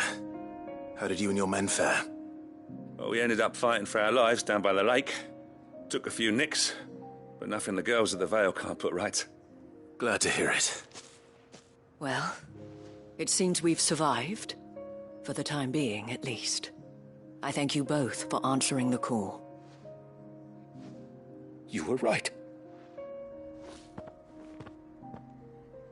And I was wrong. About everything. I had thought that the only way to unite the people was under the banner of Empire. that without a strong hand to guide them, they would drift apart, to be borne hither and yon by the eddying currents of fate. But you brought them together. Not by force, nor by the exercise of goddess-given authority, but by simply being one of them. By knowing what they feel, because you feel it yourself. Our purpose was ever the same, Your Eminence. You were merely distracted by a loftier vision of empire and glory, while our eyes beheld matters closer to home. You have the right of it again. As did you, Sabine. His Radiance said it himself. Sanbreque is naught without her citizens. I forgot that, and I am sorry. I'm sorry too, Father. I should never have taken things so far. I only wanted you to understand how the people felt. How I felt. But my anger got the better of me. Do not blame yourself, my dear. This was my doing. I should have listened to you. To all of you. Your Eminence, your Ladyship, I do not doubt that you came here with the best of intentions. But I believe the same could be said of us all. We all want safety, security, prosperity. Not just for Northreach, but for the entire realm. And we may yet achieve it. If only we work together. Will you join us in this? Yes. We shall. Thank you, Your Eminence. Now that that is settled, I must go and see to the wounded. The Vale's doors are always open to any soldier in need of relief. And today there are more than ever before.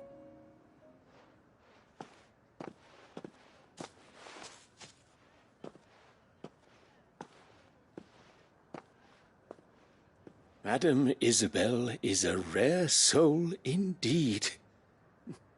In these dark times, I see that it is not men like me who should lead the realm, but women like her. You're right. If only I'd listened to her when I had the chance. Forgive me for saying so, milady, but you still do. The dame said it herself. We can turn things around. We just have to work together. And that goes for you, too. You're one of us now. One of you? Well said, Captain. Let this be a new beginning. Not only for Sanbreque, but for us. Well, since there's nothing more to be done here, I should see if Isabel needs any help moving the wounded.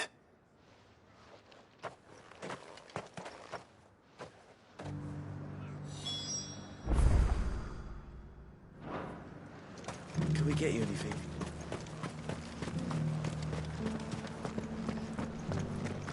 There's no need to worry any longer. I saw several soldiers being carried to the Vale. How goes the treatment of the wounded? I'd be happy to man one end of a stretcher if it would help. You've helped quite enough for one day, Clive. Thank you. Don't mention it. Oh, but I must. After all you've done for this town, it is the very least you deserve. Tell me, if Northreach had fallen, what would you have done? A woman of your means could find a home anywhere in the realm, but I sense you would rather have died here. It's a long story. For you, madame, I have all the time in the world.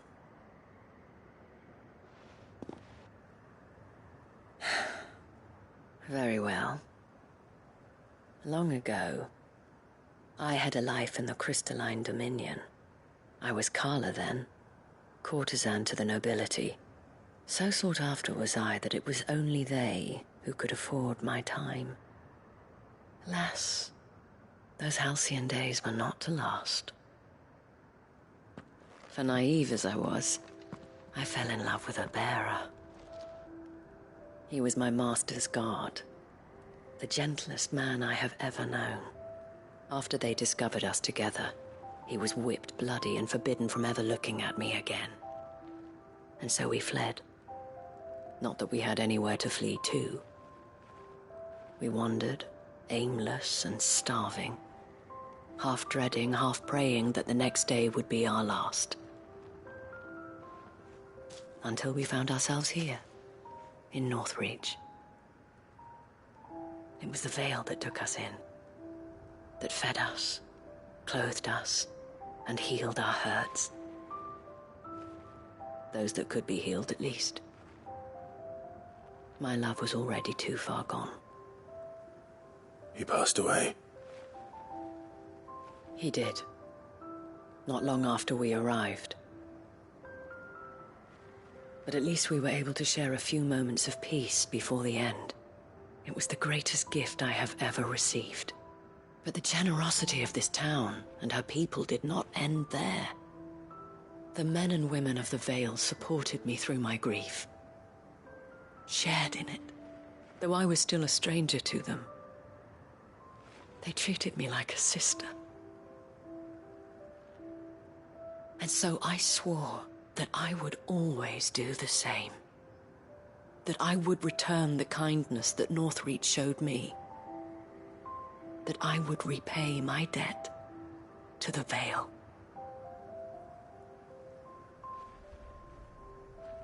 Thank you, Isabel, for sharing this with me.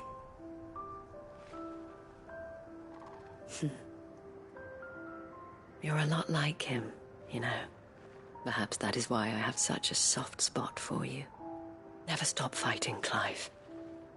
And I shan't either. I know that it will not be easy to keep Northreach together. But our efforts will be rewarded. Just look at us now. The people, the soldiers, even the Duke of Oriflamme and his daughter. All united in defense of this town that we have come to call our home. And what of you? Can we count on your support too? Always.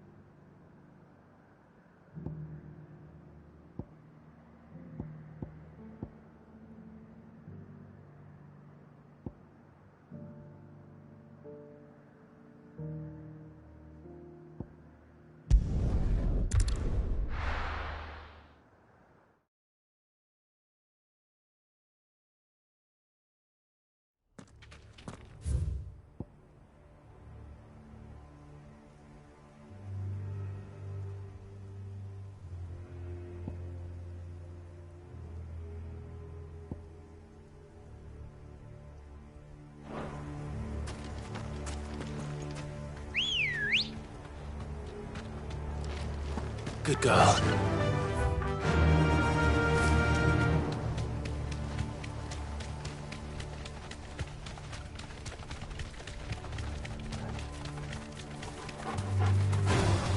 Don't get surrounded.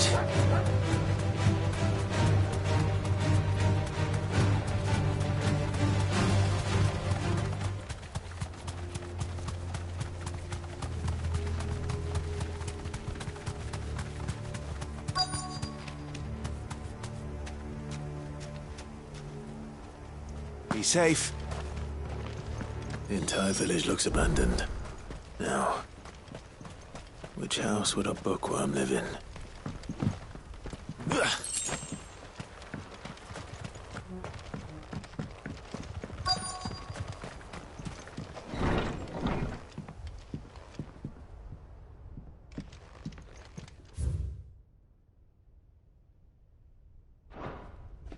This is a Royal Army logbook. Did he... His interests were certainly varied.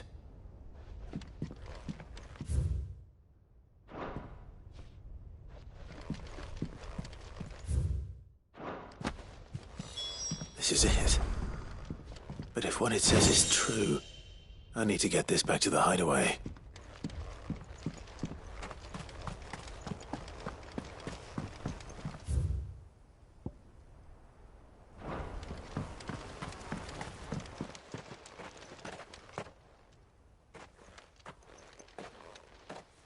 Leaving so soon, stranger? We've been watching you. From a distance, so to speak. Subtle. I know who you are. Then we need not waste time on introductions. Hand me the book. Leave it in our care and return to your life. Your care? Do you mean to burn it, or bury it? That is not my decision to make. But by one means or another, its contents shall be removed from the common record. Then I'll have to politely refuse. I won't let you erase our history. Then we find ourselves at an impasse. Very well. The book can just as easily be pried from your dead hand.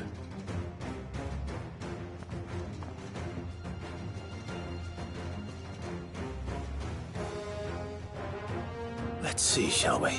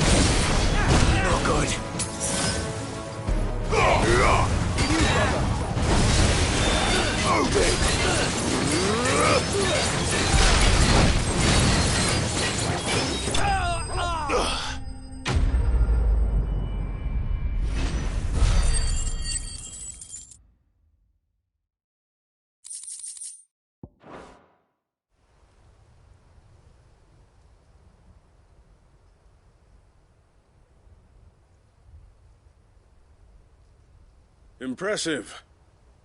But we have other means. We shall claim the book yet. Why do you want it so badly anyway? It lays out in no uncertain terms the vanity and avarice of mankind. It tells the shameful history of the persecution and oppression of a gifted few by a giftless many. Would you say that this interpretation was correct? I don't know. You don't know. Your sword may be sharp, but your wits are dull. So let me answer for you. There is no correct interpretation of history. That a series of events took place may be proved beyond a doubt. But there can be no single, immutable explanation as to why they came to pass. It is a question of numbers and of belief. If enough people believe that a set of events occurred for a reason, that belief becomes the truth. So you're trying to control the truth? We are trying to protect people from themselves. From knowledge that would bring them naught but pain. That is all. You may keep the book. For now. The world is small. We shall meet again. Until then. Wait! Damn it. Let's get this back to Vivian. Perhaps she can explain what that was all about.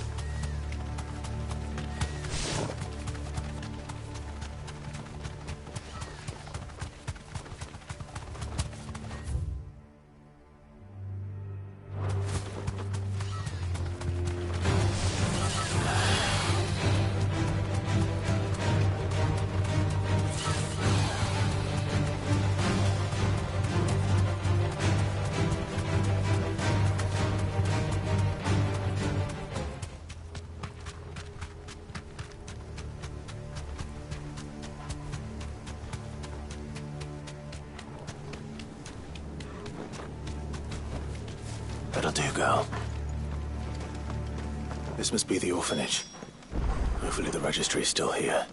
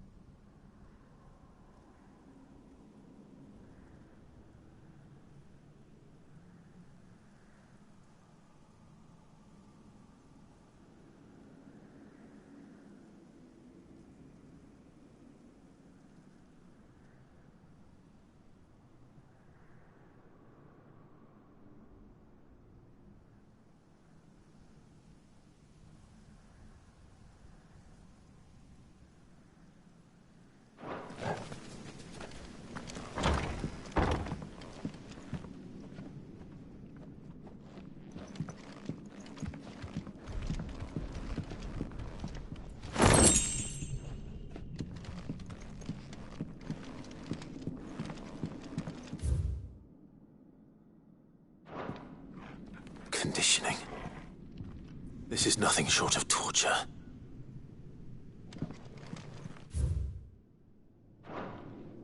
Disposed of. Herman wasn't exaggerating. It's a wonder he survived this place. I need to find that registry.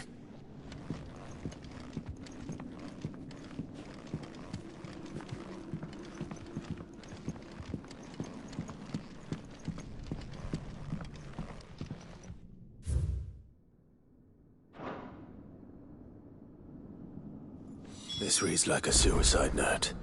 Did the director go through with his plan? There's only one way to find out.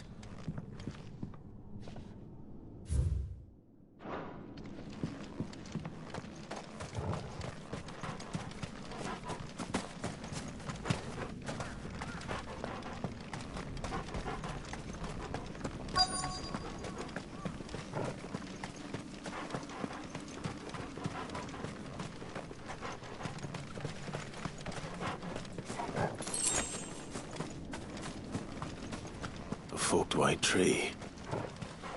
This must be the place.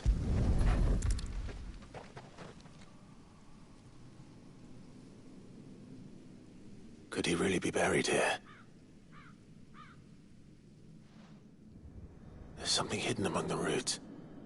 Let's see.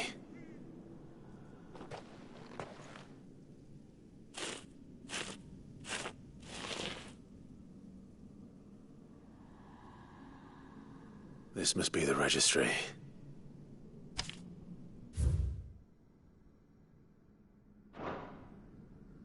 So many names. This place was a slaughterhouse. And where is the architect of all this misery?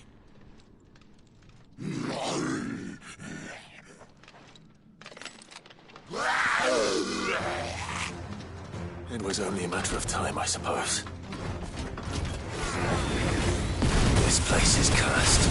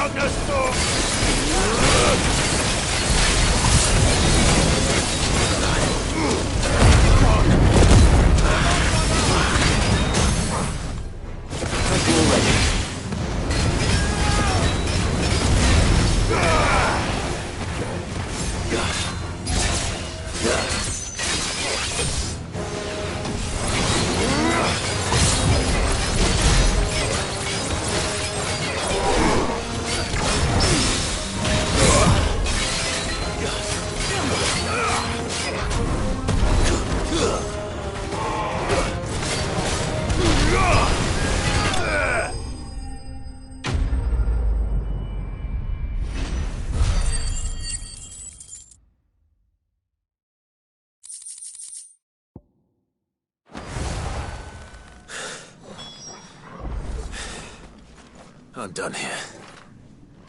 Let's get the registry back to Herman.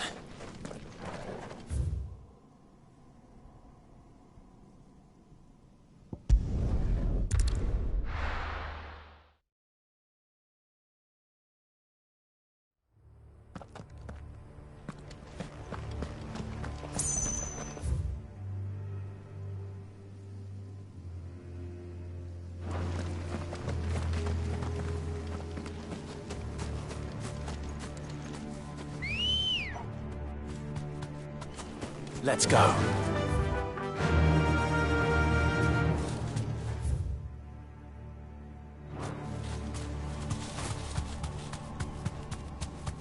Doris is waiting for me near Balmung Dock.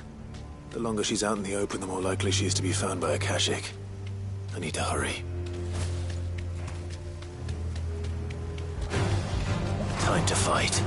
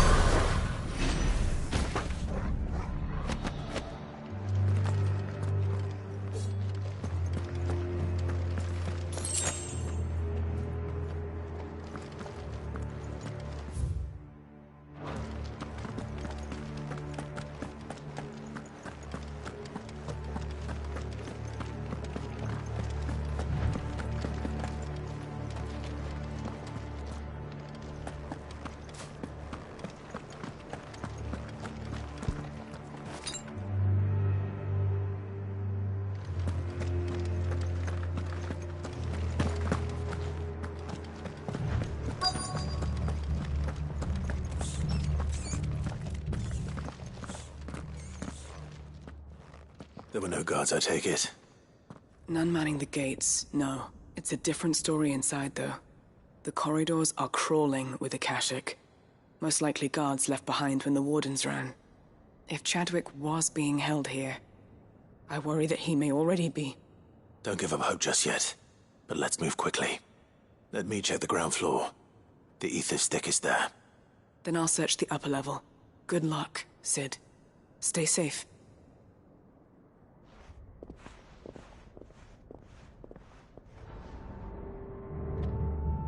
Just how bad are the floods inside the walls? Bad enough to turn a bearer? I hope not. We're risking a lot just being here. Better keep my eyes open for signs of life.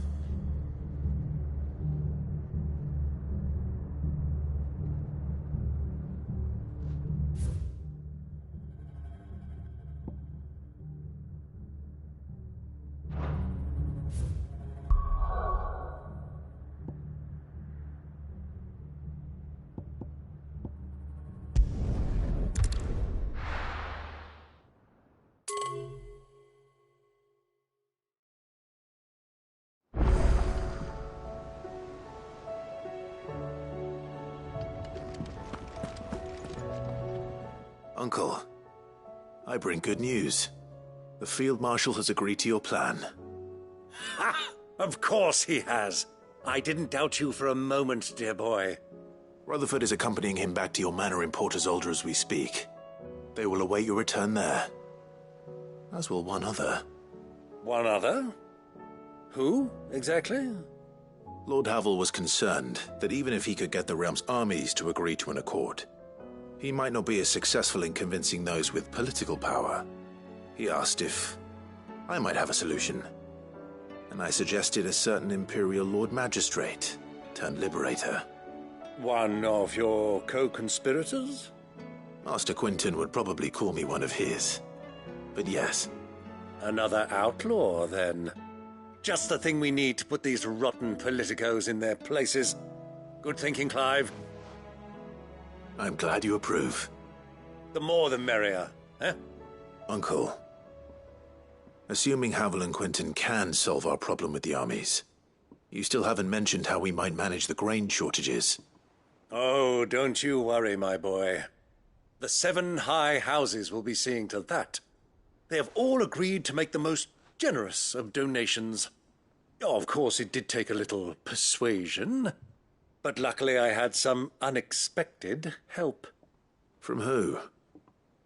Why, you, my boy. Rumor has it that you rescued the Lady Ariane's head steward Rockford from a horde of bloodthirsty bandits. It was more of a handful. Well, the old battle axe was so pleased. She had a shipload of talents delivered to my private docks by the next new moon.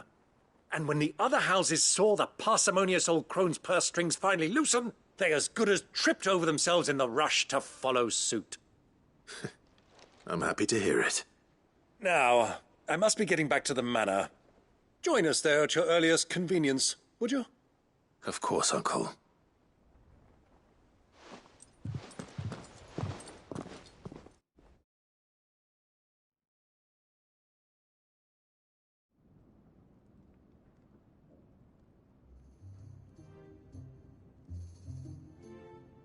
And how, pray tell, will we get that grain to the capital if the roads are still overrun with Akashic? You'll find another bloody road. I only have so many men, and I'm not about to send them headlong into an ether flood. That is, unless you'd have them turn as well. Well, I'd certainly eat less. Says the man with a belly bigger than a band of curls. My soldiers actually need their rations. Without any food to keep them going, they'll be dead even before you've sent them on your fool's errand. If I may, gentlemen, perhaps I might suggest an alternative approach. Though supply routes are indeed disrupted, there is no shortage of ships. Indeed, they bob away in every bay from here to Randalar, awaiting a safe haven. Allow them to make port and fill their bellies full of grain. And once those who crowd the cities are fed, ferry the displaced back to the countryside to work the fallow fields. But I'm sure that you wish to continue your discussion. Forgive the interruption. Two such firm friends as yourselves need no help from the likes of me. Rutherford spoke fondly of the great bond between you. Us? Friends? I can't stand the man! Clive, I'm beginning to question the quality of the company you keep. And what kind of company were you expecting him to keep? The man's a criminal! Criminal? How dare you? You are not fit to breathe the same air as this fine, upstanding young gentleman. Upstanding? He calls himself Sid the Bloody Outlaw! Once more onto the breach.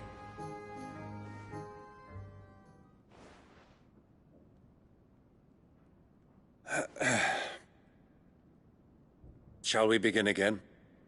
What we seek here is not to create a new nation, nor to claim the thrones of those that already exist. We wish simply to bring stability to the realm that mankind might weather the current storm. And to do that, we must convince those in power, the generals, the statesmen, the nobles, that our cause is just. There will be disagreements, yes, and I imagine some resistance, much resistance. But we cannot let that deter us. If we show them the path, show them that we walk it ourselves, then I am confident they will follow. The fate of the world lies in my nephew's hands, but the well-being of her people lies in ours. And we must not squander the chance that Clive has given us. Uncle Byron, Now, with that settled, let's move on to the signing of the Accord. For what great moment in history hasn't been accompanied by a little ceremony?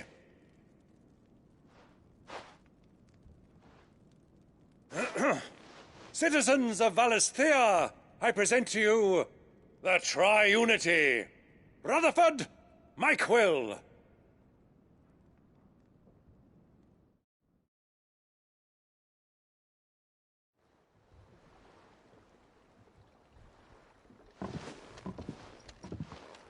Well, my boy, the stage is set. That it is. This is the role you were born for. Now I ask only that you trust in the talents of your supporting cast. We shall play our parts to the best of our abilities, that you might have the opportunity to shine. The realm needs its Sir Crandall. And there is no better Crandall than you, Clive. I want you to keep this signed accord as proof of our faith in you.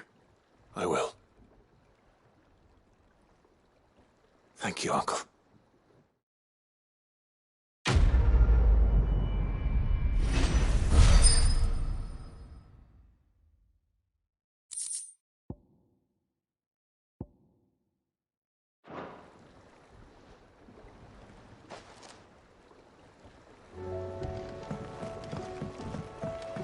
What do you think that thing is?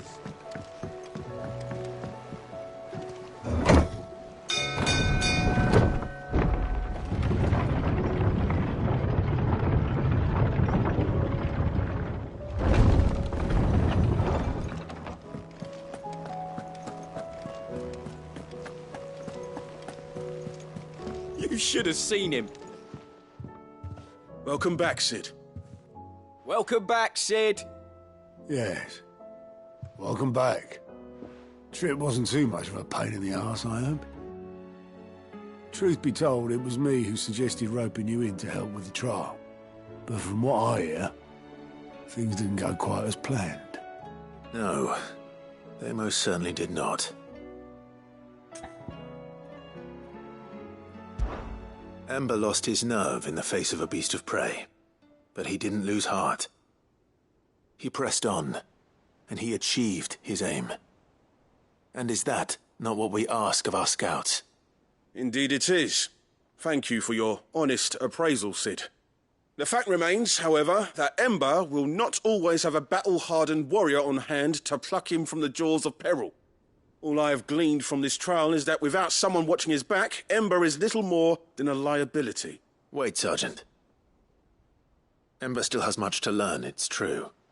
And this time he was found wanting. But I'd say he's due a second chance, nonetheless. After all, he did do as you asked. With a bit of hard work, any hand can be made to hold a blade, and any mind can conquer its fears. But a scout's nose is different. You've either got one, or you ain't. And by sniffing out that log, young Ember here has shown he has a conk and a half. Wouldn't do to waste it now, would it? Fine. One more chance. I'll do whatever you ask. I'll spend my days and nights in the pit if I have to. I'll show you. Just you wait. Daft as a brush, that one. But his heart's in the right place. Just like someone else we know. And if you ask me, we've been leaning on him for far too long. That time the curse breakers took some of the weight off his shoulders, I reckon. It couldn't hurt. Just don't tell Gav I said so, will you? I won't have him thinking he's been hard done by. Next thing you know, he'll be asking for a day off. Chance would be a fine thing. Back to work. Forgive me, Sid. This did not play out as I expected. Things really do these days. But that's why we need men like Ember more than ever. Men who can make the best out of a bad situation. Remember that. I will, Sid. Thank you.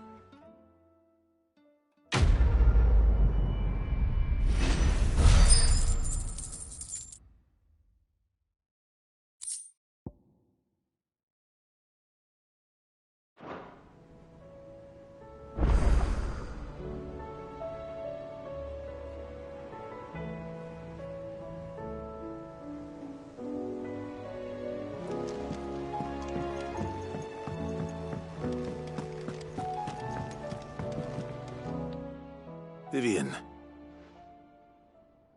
I found it. The book you lost.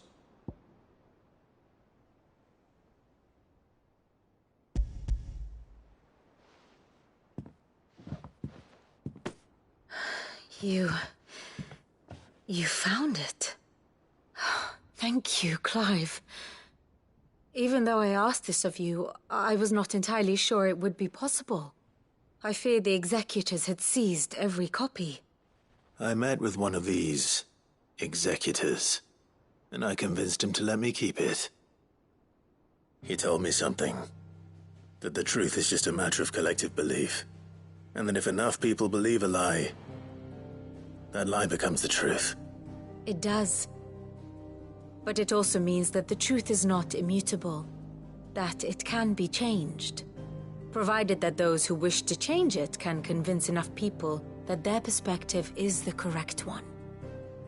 As the sad history of the bearers proves. You said that the book inspired you to become a scholar. It did. Or its author, rather. She was a heretic, you see. A firebrand and a dissenter. A gallows stood ready for her in every corner of the realm. And by shunning society, or perhaps being shunned by it, she stumbled upon a truth so potent that an entire realm trembled at the prospect of its utterance. I, too, have always felt somehow set apart from the world of men. A stranger to my own species.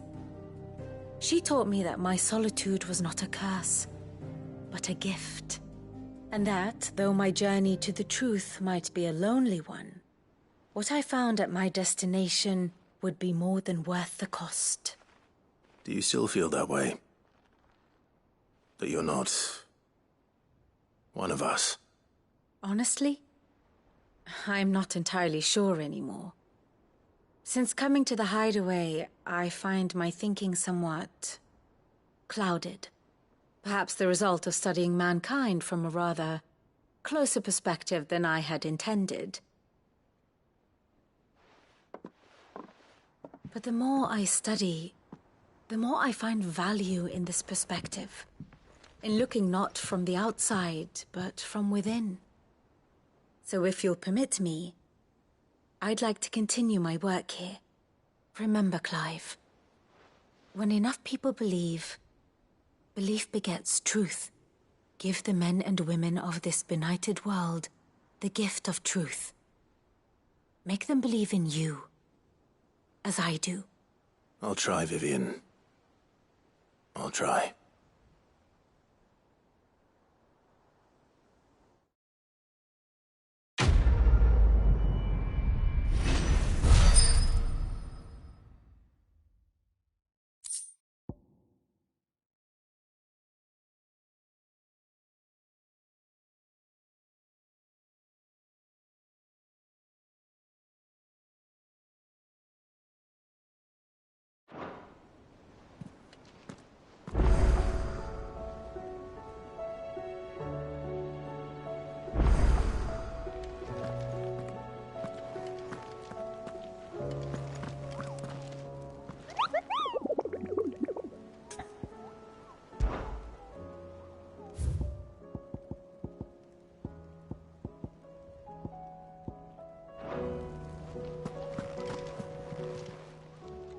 Oh, I wasn't expecting you back so soon. Come to claim your just desserts? You earned this. Best of luck out there, Sid.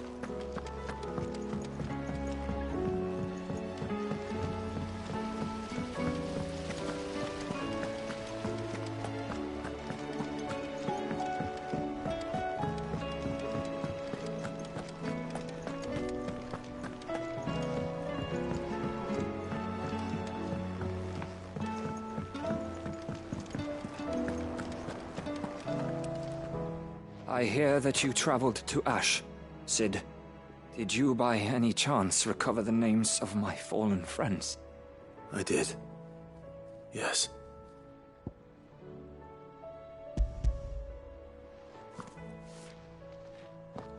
If I may? The bearer registry.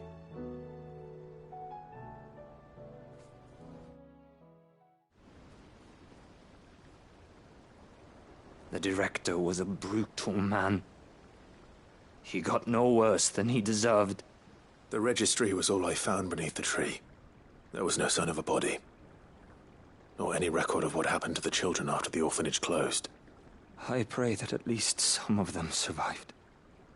All their names are here. The ones we lost. My friends. My light in those dark times. I can still remember their faces, like it was yesterday. Children who were taken from their bunks in the morning, never to return. No explanation ever offered. They'd be happy to know that you survived, Herman.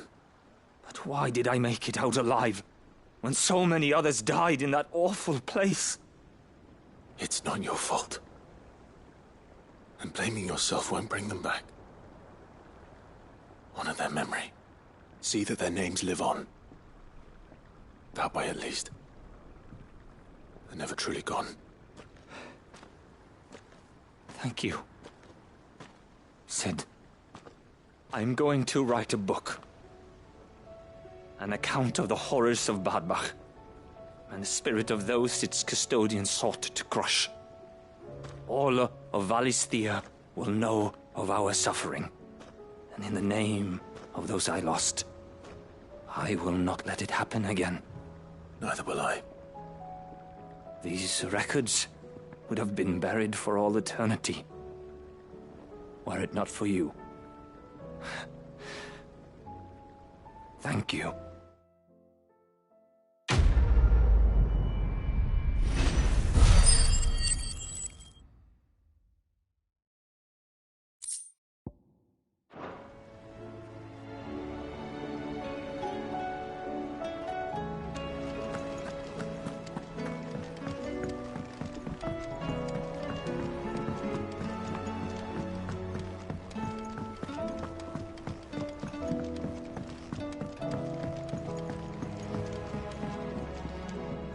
Mid, tell me this is all you need.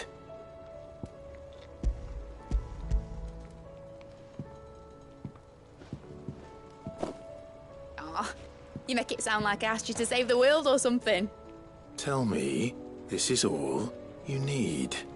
It's most of what I need.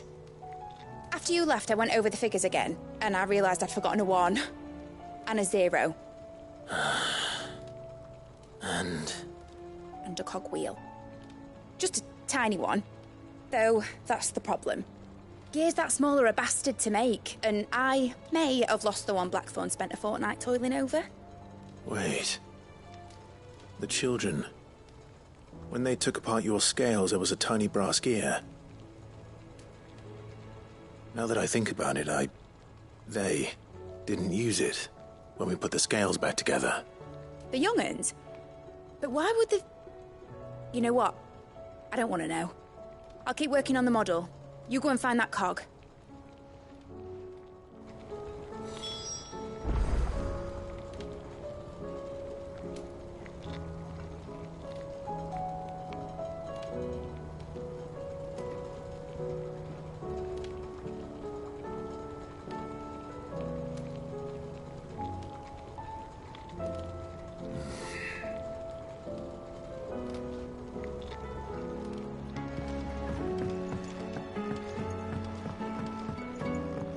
Has Midadol mentioned a new project yet?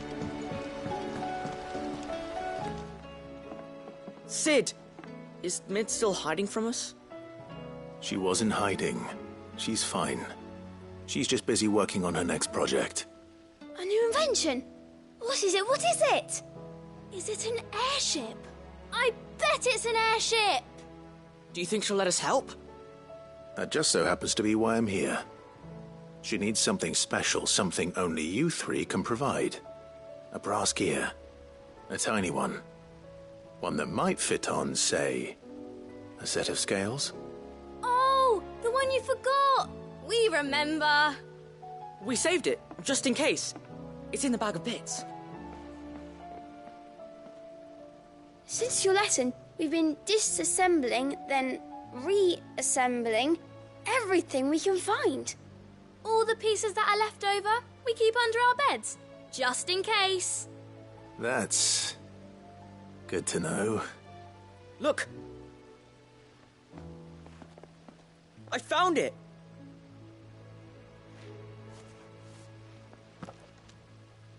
Is that all? Just the gear? We have more parts if Mid needs them. That's all for now. But I'll let Mid know about your hoard. just in case. Thanks, Sid.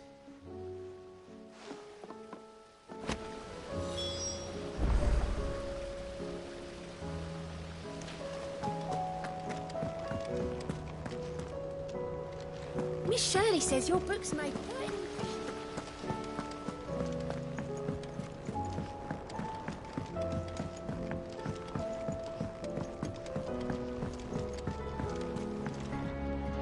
Well, did they have it?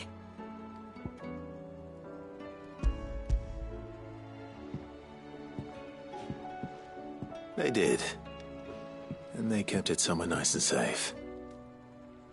Will it work? Will it work? It's perfect!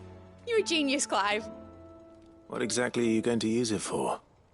Only the most important job of all. The wings aren't going to move on their own. But with the right cog in the right place... well, you just wait and see.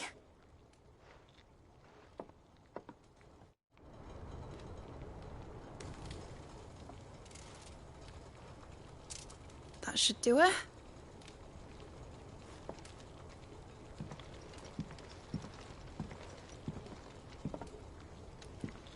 Here goes nothing.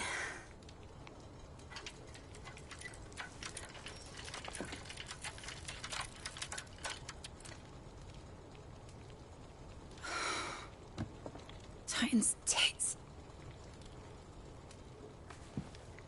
It wasn't supposed to fly, was it? Of course it was supposed to fly. Wouldn't be much of an airship if it didn't. Honestly, these bloody engines are driving me mad. I was so sure this would be the day she soared. The Mithril engine was made to make dreams come true. But maybe this is one dream the world's better off without. Show folk how to take flying. It won't be long till they're raining death down on each other. People will lose their homes, children, their mums and their dads. Like I lost mine. I'm sorry. So am I, Clive. So am I. Sorry that I have to choose. Do I follow my head, or do I follow my heart?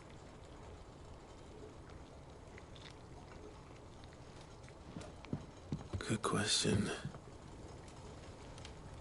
The first time I stood on the deck of your ship, felt the wind in my hair. It was like I was flying. But imagine how it would feel to actually do it. My dad always said there were two ways of living life. Chasing a dream or shuffling to your grave. And he were right. Right about a lot of things. Not that I like to admit it. People need dreams to chase. Especially in a world like this.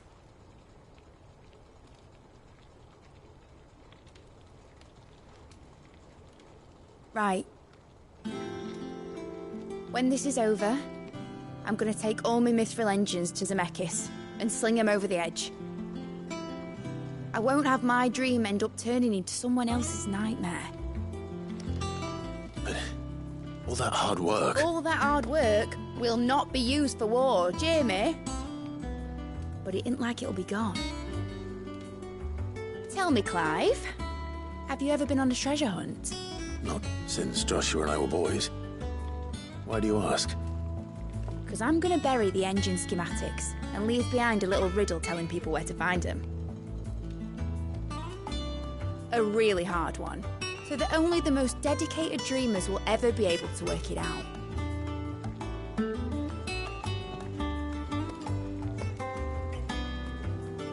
Ooh, I can picture it now. Some daft general squinting at the words with a gormless expression on his mug. Like that one, yeah. Right.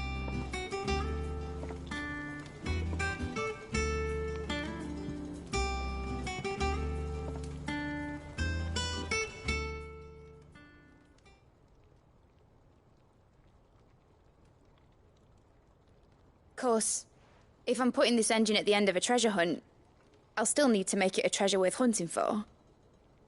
Won't be much of a prize if it couldn't even make a toy boat fly after all. My dad always said, dream big. But it ain't the size of a dream that's important, is it, Clive? Only that it's a good one. And I reckon I've got a fair few good uns left in me. I'm sure you do.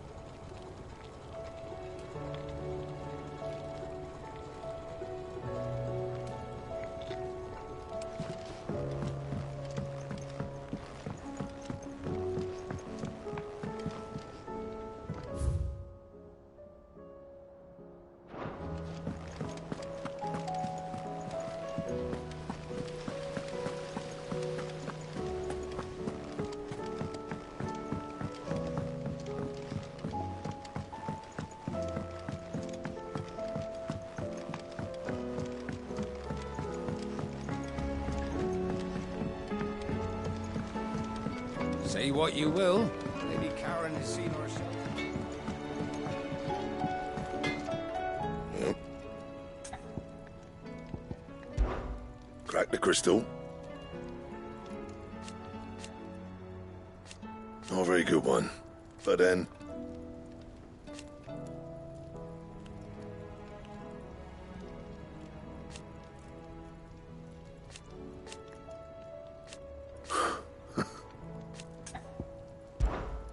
Sanctfordian, dear. Should last you a good while.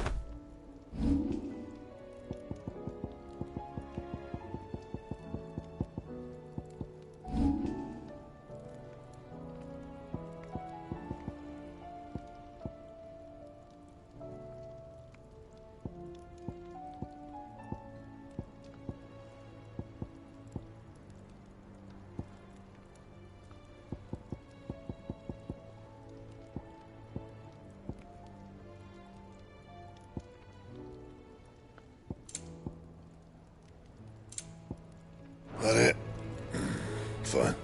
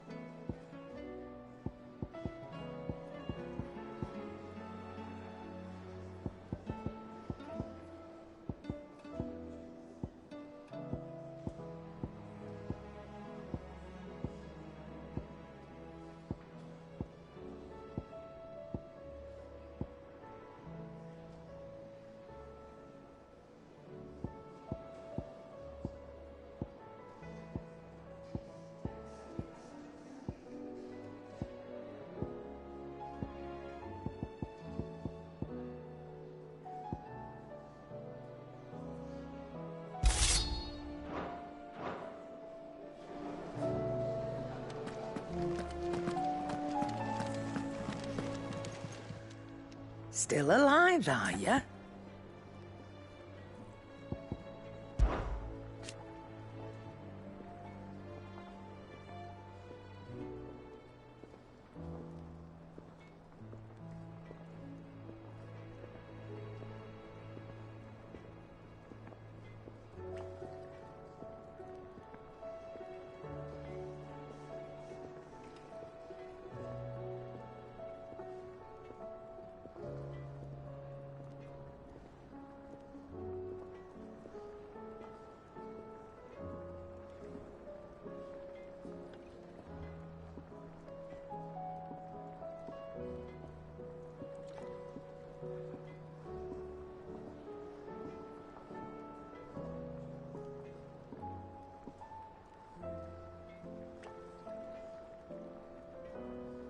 Ta-ra then.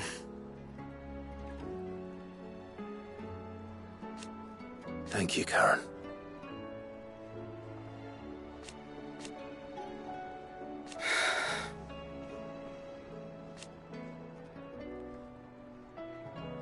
You could do this. Go on, then.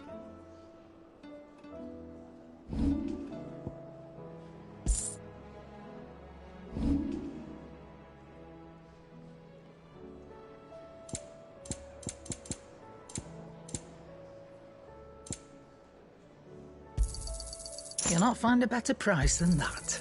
You're rubbing me blind, you know.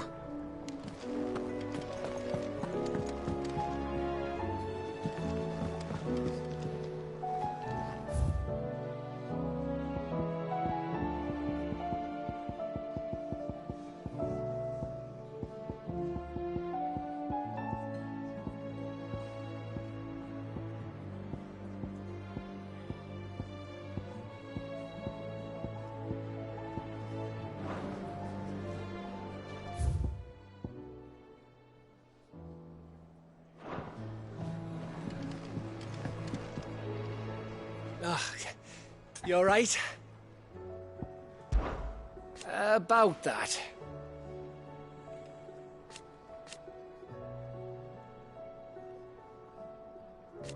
Oi!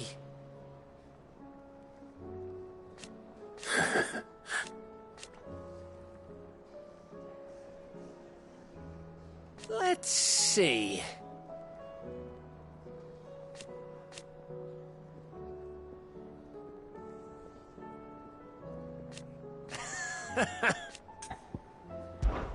Something troubling you? No more than usual. It's just... Eda's baby will be coming soon, and I wanted to make something for it. I'm sure she'd like that. Back in the north, families would always make gifts when a bairn was on the way. Yeah, let the little tykes know they were welcome in their new homes, like. So, what's the problem? Well, the problem is that Eda's due any day now, and I don't know if I'll be ready in time. Is there anything I can do to help? You know, there just might be. All right then. What exactly are we making? A good luck charm. But not just any good luck charm. Not just any. No. One made from the feather of a silver chocobo. There's nowt luckier in all the realm, or so we used to say back home anyway.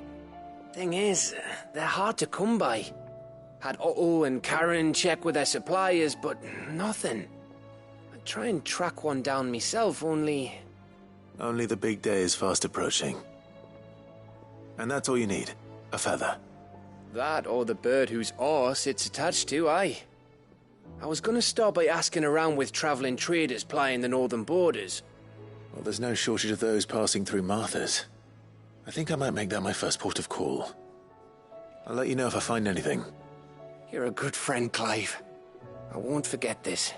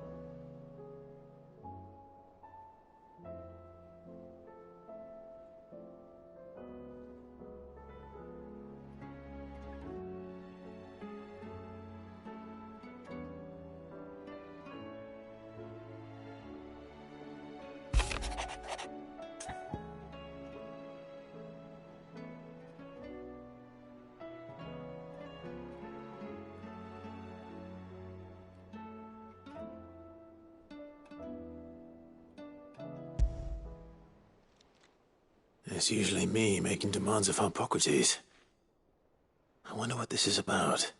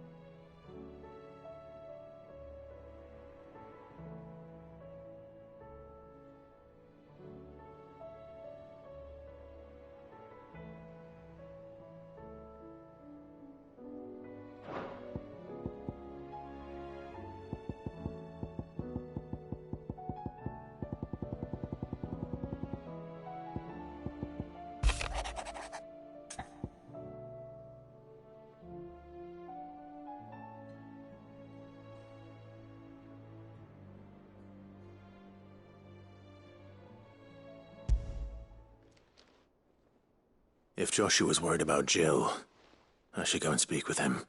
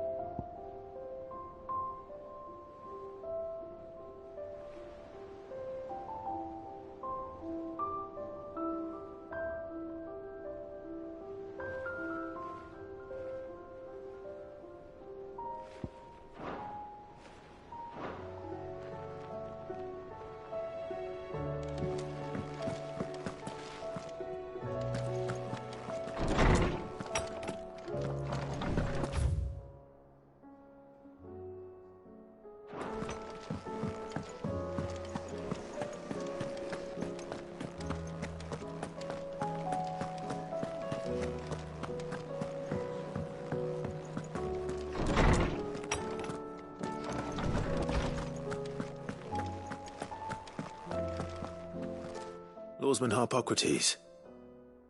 I received your note. Ah, yes. I expect you're wondering what this is all about. You spoke of making amends with Dion, but I can't imagine what for. Then I should begin by telling you that I was once his tutor. This was some years ago, of course, before I joined Sid in his hideaway. At that time, I was counted among the foremost scholars of Oriflamme, and was accordingly invited to the palace to supervise the young prince's education, all to ensure that the future emperor had a firm grounding in, well, everything an emperor should. History, religion, commerce, government. Alas, our time together was cut short when Dion left to join the Dragoons, his studies no longer being deemed necessary. I had not expected to meet with him again, least of all here. Have you spoken with him? No, I have yet to find the right moment. His Highness always seems so preoccupied, especially when alone. I would not wish to disturb his ruminations with idle words of greeting. Not when I know he dwells upon the evil Ultima had him commit in the Dominion. The guilt weighs heavily on him, I know.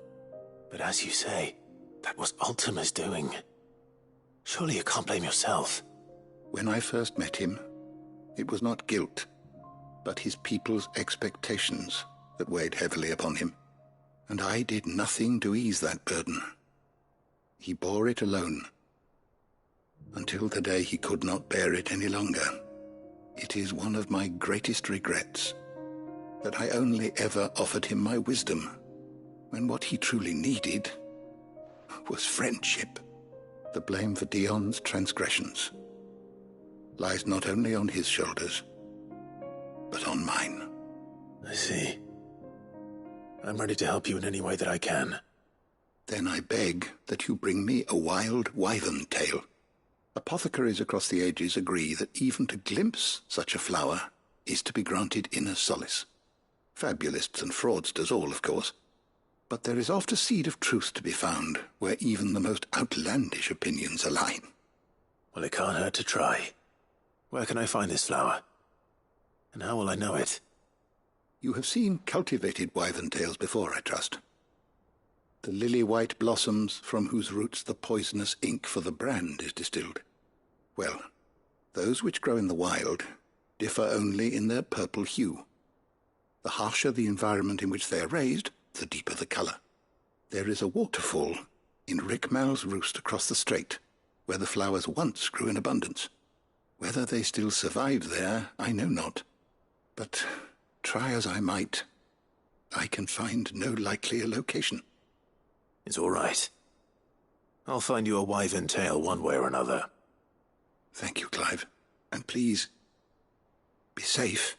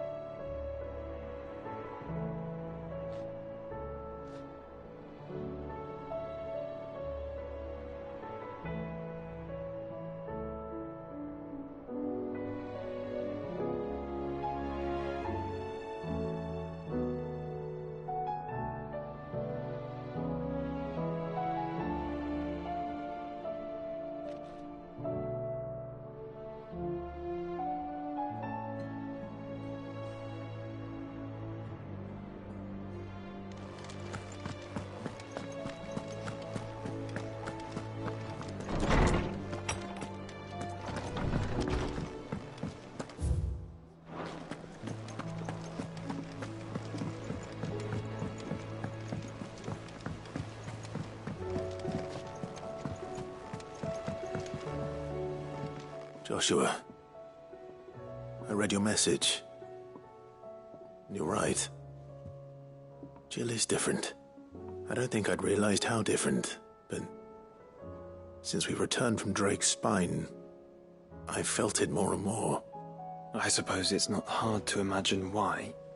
She doesn't think she belongs anymore. And that's why we need to remind her she is still one of us. To let her know that we still need her, now more than ever.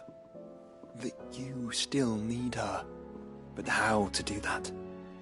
When last we were truly close, we were but children. Of course. Do you remember the time we accompanied Father on his annual tour of the Duchy? And Jill and I broke from the procession to ride up Man's Hill. To see the snow daisies, I remember. It was the first time Father had allowed us to join him. And when he realized you were missing, he had the entire retinue down to the pot boys combing the countryside. In the rain. A thunderstorm forced us to take refuge in a grove of oaks before we'd even made it halfway there.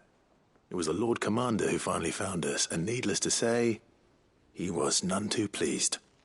Then it seems you and Jill have unfinished business. What do you say? Man's Hill. It's not that far. Oh, true. Though I suspect it is also much changed. Little in southern Rosaria remains as it was when we were children. You're saying I should go and scout the area for bandits? I'm saying we should first go and see if there are actually still any snow daisies left. What would you do without me, Clive?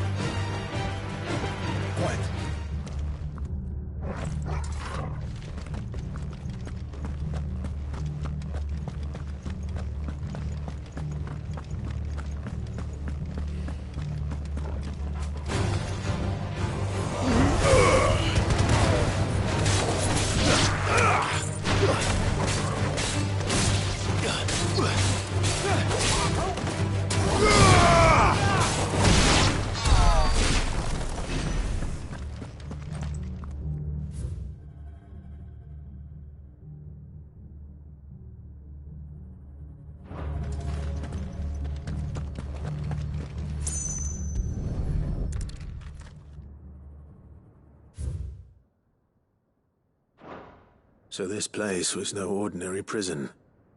And I doubt they'll have taken the creature with them when they fled.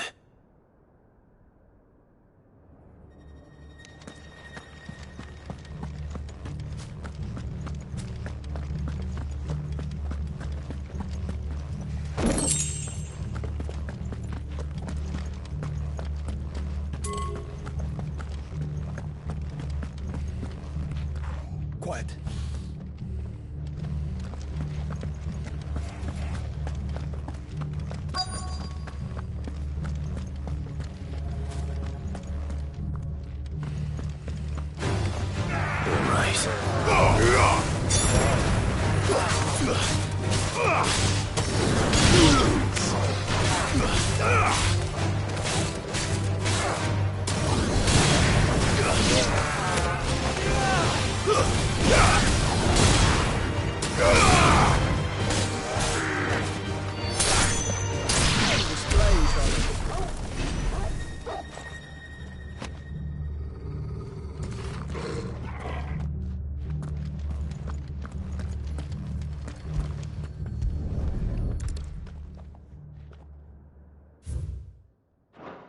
Minimal loss of Waluda lives. And what happens when they run out of bearers? Even the Imperials take better care of their branded than that.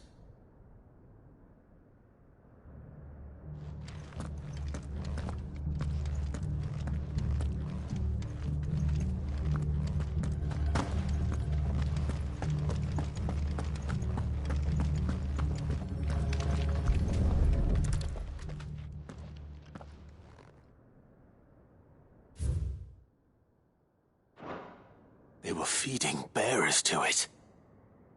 This is even worse than I'd feared. Nothing but a Kashyyyk down here. Hopefully things are looking better upstairs. I should go and see how Doris is getting on.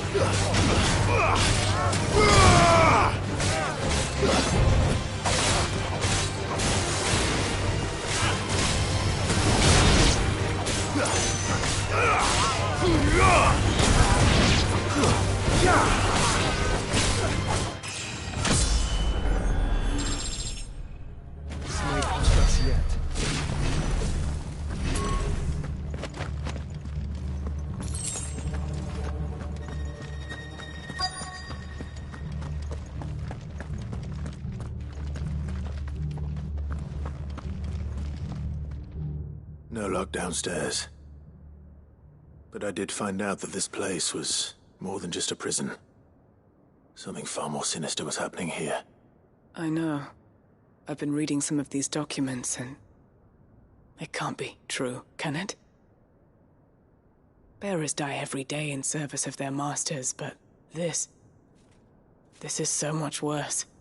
Pitting bearers against a wild beast armed with nothing but their wits? And all in order to bring about more death. And not just those who could fight, but the elderly, children even. And those who wouldn't or couldn't were disposed of. Whatever that means. I'm afraid it means they were fed to the monstrosity they kept here. Then we're too late. And I was a fool to bring you here. Don't say that. Did you find anything else? A key. But it doesn't fit any of the locks on this floor. Perhaps it will fit one of the doors downstairs. There's a corridor I haven't searched yet. Finish up here, then come and find me when you're ready. All right. I'll be there in a moment.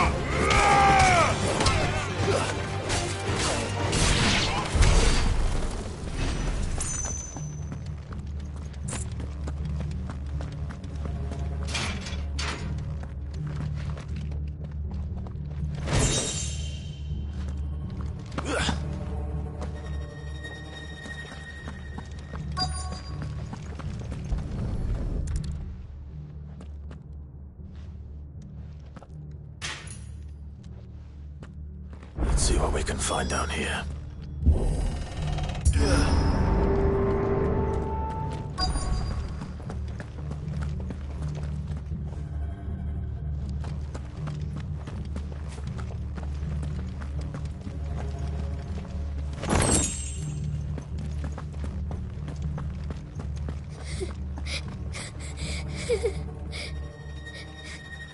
A survivor.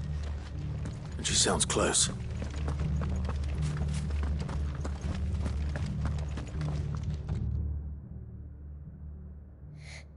Who are you? There's no need to be afraid. Are you alone? Are there any other survivors? Some of the guards, they're still here. But something's wrong with them. Everyone else was eaten by the monster. Of course there were. Thank the Founder. It was worth our coming. But I'd rather we didn't linger. Are you ready? Ready when you are. You poor thing. He must have been terrified. Did Chadwick send you? What? He fought the monster. Distracted it so I could run away. He must have sent you. He promised to free the others too. Where is he? He opened your cell, didn't he? He wouldn't be here otherwise. Chadwick.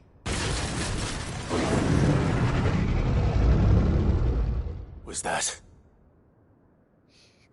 Monster's back! Chadwick, help! We have to get out of here. Doris, keep the girl safe. All right. You put that bearer-eating bastard in the ground.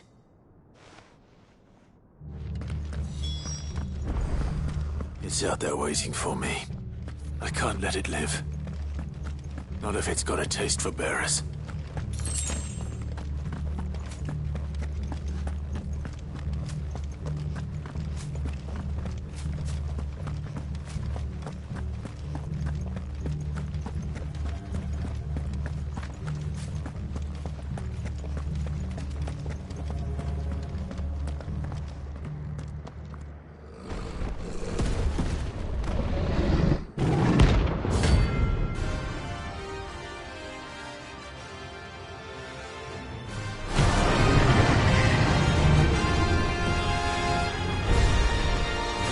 Will wreak havoc if it ever leaves the prison. I can't let that happen.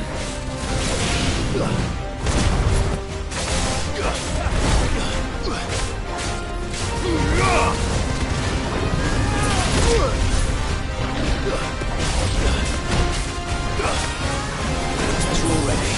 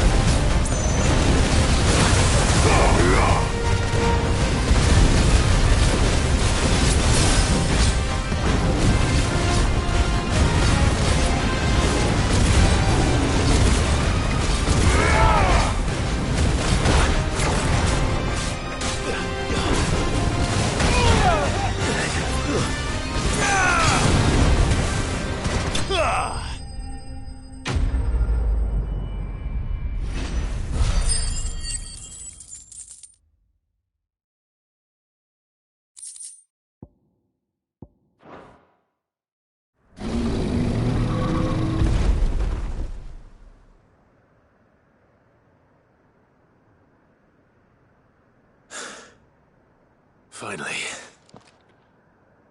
Sid, are you hurt? I'm fine. I think.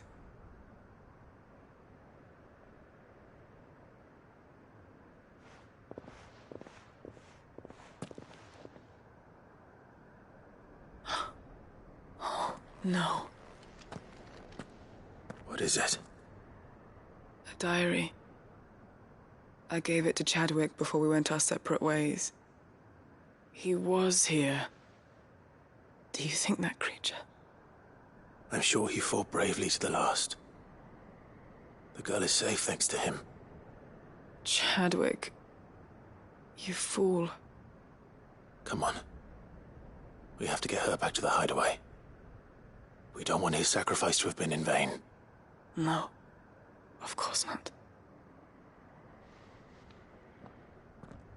I'll see that she's looked after from now on. It's the least I can do.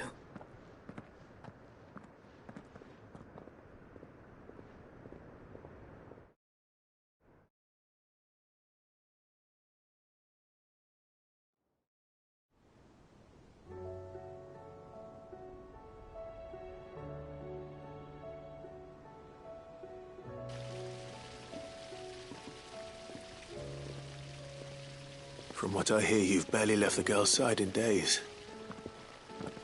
I hope she's recovering from her ordeal. She is. Slowly but surely. She's far tougher than she looks. I thank the flames we found her. If we hadn't... I know. But we did. I'm sorry we weren't able to save Chadwick. There's no need to apologize. Without your help, I would never have found out what happened to him. How he fought to the bitter end to save her. To save Haida Marie. That's the man I remember. The man I thought of as a brother. I wish I could have met him. I'd like to hear more about your past. If you don't mind, that is. Of course. You already met my former master. She trained Chadwick and I to do two things. Kill and obey. We were supposed to be sold to the highest bidder when the time came. But no bid was ever high enough to convince her to part with us. For years we were her daggers in the shadows. But we could never quite shake our doubts about the things she made us do. And then, one day, we just couldn't do them anymore. So we escaped. But staying together was out of the question. They would have found us too easily. After so many years of training, the pull to serve was always strong. It scared me to think he might have taken another master, become a dagger in someone else's hand. But even in captivity, the battles he fought were his own. And he died not as someone's tool, but as a hero. Haida Marie is proof of that. Bearers can cast off their shackles. And the Cursebreakers will show them how. I'll fight until my dying breath to see it done. For Chadwick, and for all of us. Thank you, Doris. We'll be counting on you.